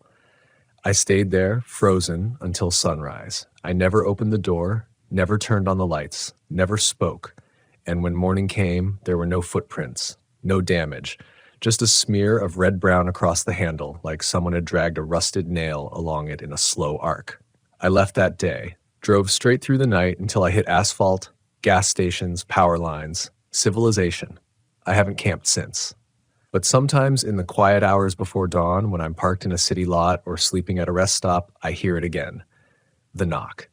Soft. 3 times. Sometimes on the glass, sometimes on the metal, always in that same rhythm, always just far enough away that I could ignore it. But I don't. I lie still. I don't breathe. I listen. Because I've learned the most important lesson of all. Not everything that disappears wants to be found. And not everything that returns comes back alone. I sold the van a few months later. Not because I stopped loving the road, that part of me never left, but because it started following me, even in daylight. I'd catch glimpses in my side mirrors. Not shapes exactly. More like the absence of light, like something was standing there in the corner of my vision, darker than it had any right to be. Motionless, just watching. Once in Montana, I pulled over at a remote overlook. No signs, no markers, just a view of the valley below. I was alone, or so I thought. I stepped out to stretch, and I heard footsteps, steady, deliberate behind me. I spun around, knife already half out of my belt, but the gravel was undisturbed, no one was there. Then I heard it again, my name, but this time whispered inside the van. The engine was off, the doors were locked. That was the moment I knew. The van wasn't mine anymore. Maybe it never really had been. Maybe that place in Colorado hadn't just taken Mike, maybe it had taken part of me too. That's when I started to understand what it really does. Whatever it is, force, creature, curse, it doesn't just people vanish. It undoes them, erases them from the inside out. Leaves enough for the world to remember, but never enough to understand. You don't come back the same. If you come back at all. I stayed in motels after that, flew between cities, took buses, walked when I had to. I couldn't sleep near trees anymore, couldn't stand the sound of wind through pine. Every whistle became a call, every shadow a presence. But even then, it didn't stop. That's the cruelest part of all. It doesn't need the van. It doesn't need the woods. Once you've heard it, the knock, the name, the silence, you carry it with you like mold spores in your lungs, like a parasite tucked into the folds of your memory. I tried telling others, friends, former rangers, investigators. Most dismissed it gently. Sympathetic looks, the kind you reserve for people carrying grief too heavy for logic. A few believed me. At least, they said they did. One of them, a woman named Joy, was an amateur researcher who'd been tracking national park disappearances since her brother vanished in 2008. She contacted me after I posted a short blog recounting part of what happened. I'd left out the strange parts, but she saw through it anyway. She said she recognized the language, the avoidance, the guilt. She told me her brother had gone missing in Oregon, near Mount Hood. Backcountry camping, clear weather, no witnesses. Just gone. The only clue? A single voicemail sent to her phone the night he vanished. 32 seconds of silence, and then right at the end, 3 knocks. She kept it, played it for me when we met, and when I heard it, I cried. Not because it scared me, not because it confirmed anything, but because it felt like home, like something I'd known all along, buried in the back of my skull, scratching to get out. She and I started comparing notes, tracking disappearances with similar patterns. By the time we'd compiled it all, we had a list of over 80 cases. 80. Spread across 4 decades. Different ages, different vehicles, different campsites, but always the same echoes. Knocks. Voices. Vanished without a trace. And every so often a survivor. Someone like me. We started a quiet network. Just whispers online, encrypted messages, meetings in public places, never twice in the same town. Not a support group. No one was trying to heal. More like an anonymous circle of people haunted by something that had no name. The pattern began to evolve. We noticed certain places were marked, not officially, but through signs. Totems made of driftwood, rocks stacked in impossible patterns, entire trees stripped of bark in spiral shapes. One man said he saw an entire cabin disassembled and reassembled upside down in the woods. No nails, no explanation. The lesson was always the same. Stay out, don't listen, don't follow, and never answer when something calls you by name. I've met a dozen of these people now, survivors, witnesses, each carrying the weight in different ways. One woman refuses to sleep indoors anymore, says the walls make her feel like a target. Another won't speak above a whisper. He's convinced the louder you are, the easier it finds you. Me? I keep moving. Always. I don't camp, I don't hike, I don't explore anymore. But I travel. I speak with people. I collect the stories they're too afraid to share. And every so often I go back and read the entries from those days with Mike and Rachel. I trace the pages like a roadmap through a version of myself that still believed in safe places. And I remember the silence, the real kind. The kind that doesn't just fill the air, it eats it. I think about how many families never get a body to bury, how many obituaries are just guesses, and I think about the van, that white Westphalia with the navy stripe, our second home, still out there, somewhere. Parked between trees no road ever touched, waiting. Sometimes I wonder what I'd do if I saw it again. If I turned a corner somewhere deep in national forest land and it was just there, would I run? Would I open the door? Would I see Mike inside? And if I did, would it really be him? I don't have the answer. All I know is this. There are places you don't find on any map, places that wait, that pull. And when they do, they don't take you all at once. They take you in pieces, in choices, in silence. So if you ever find yourself deep in the woods off the grid, miles from the nearest road, and the forest goes quiet, don't listen. Don't speak. Don't answer the knock, because not everything that disappears is lost. Some things are taken, and some things are waiting to take again.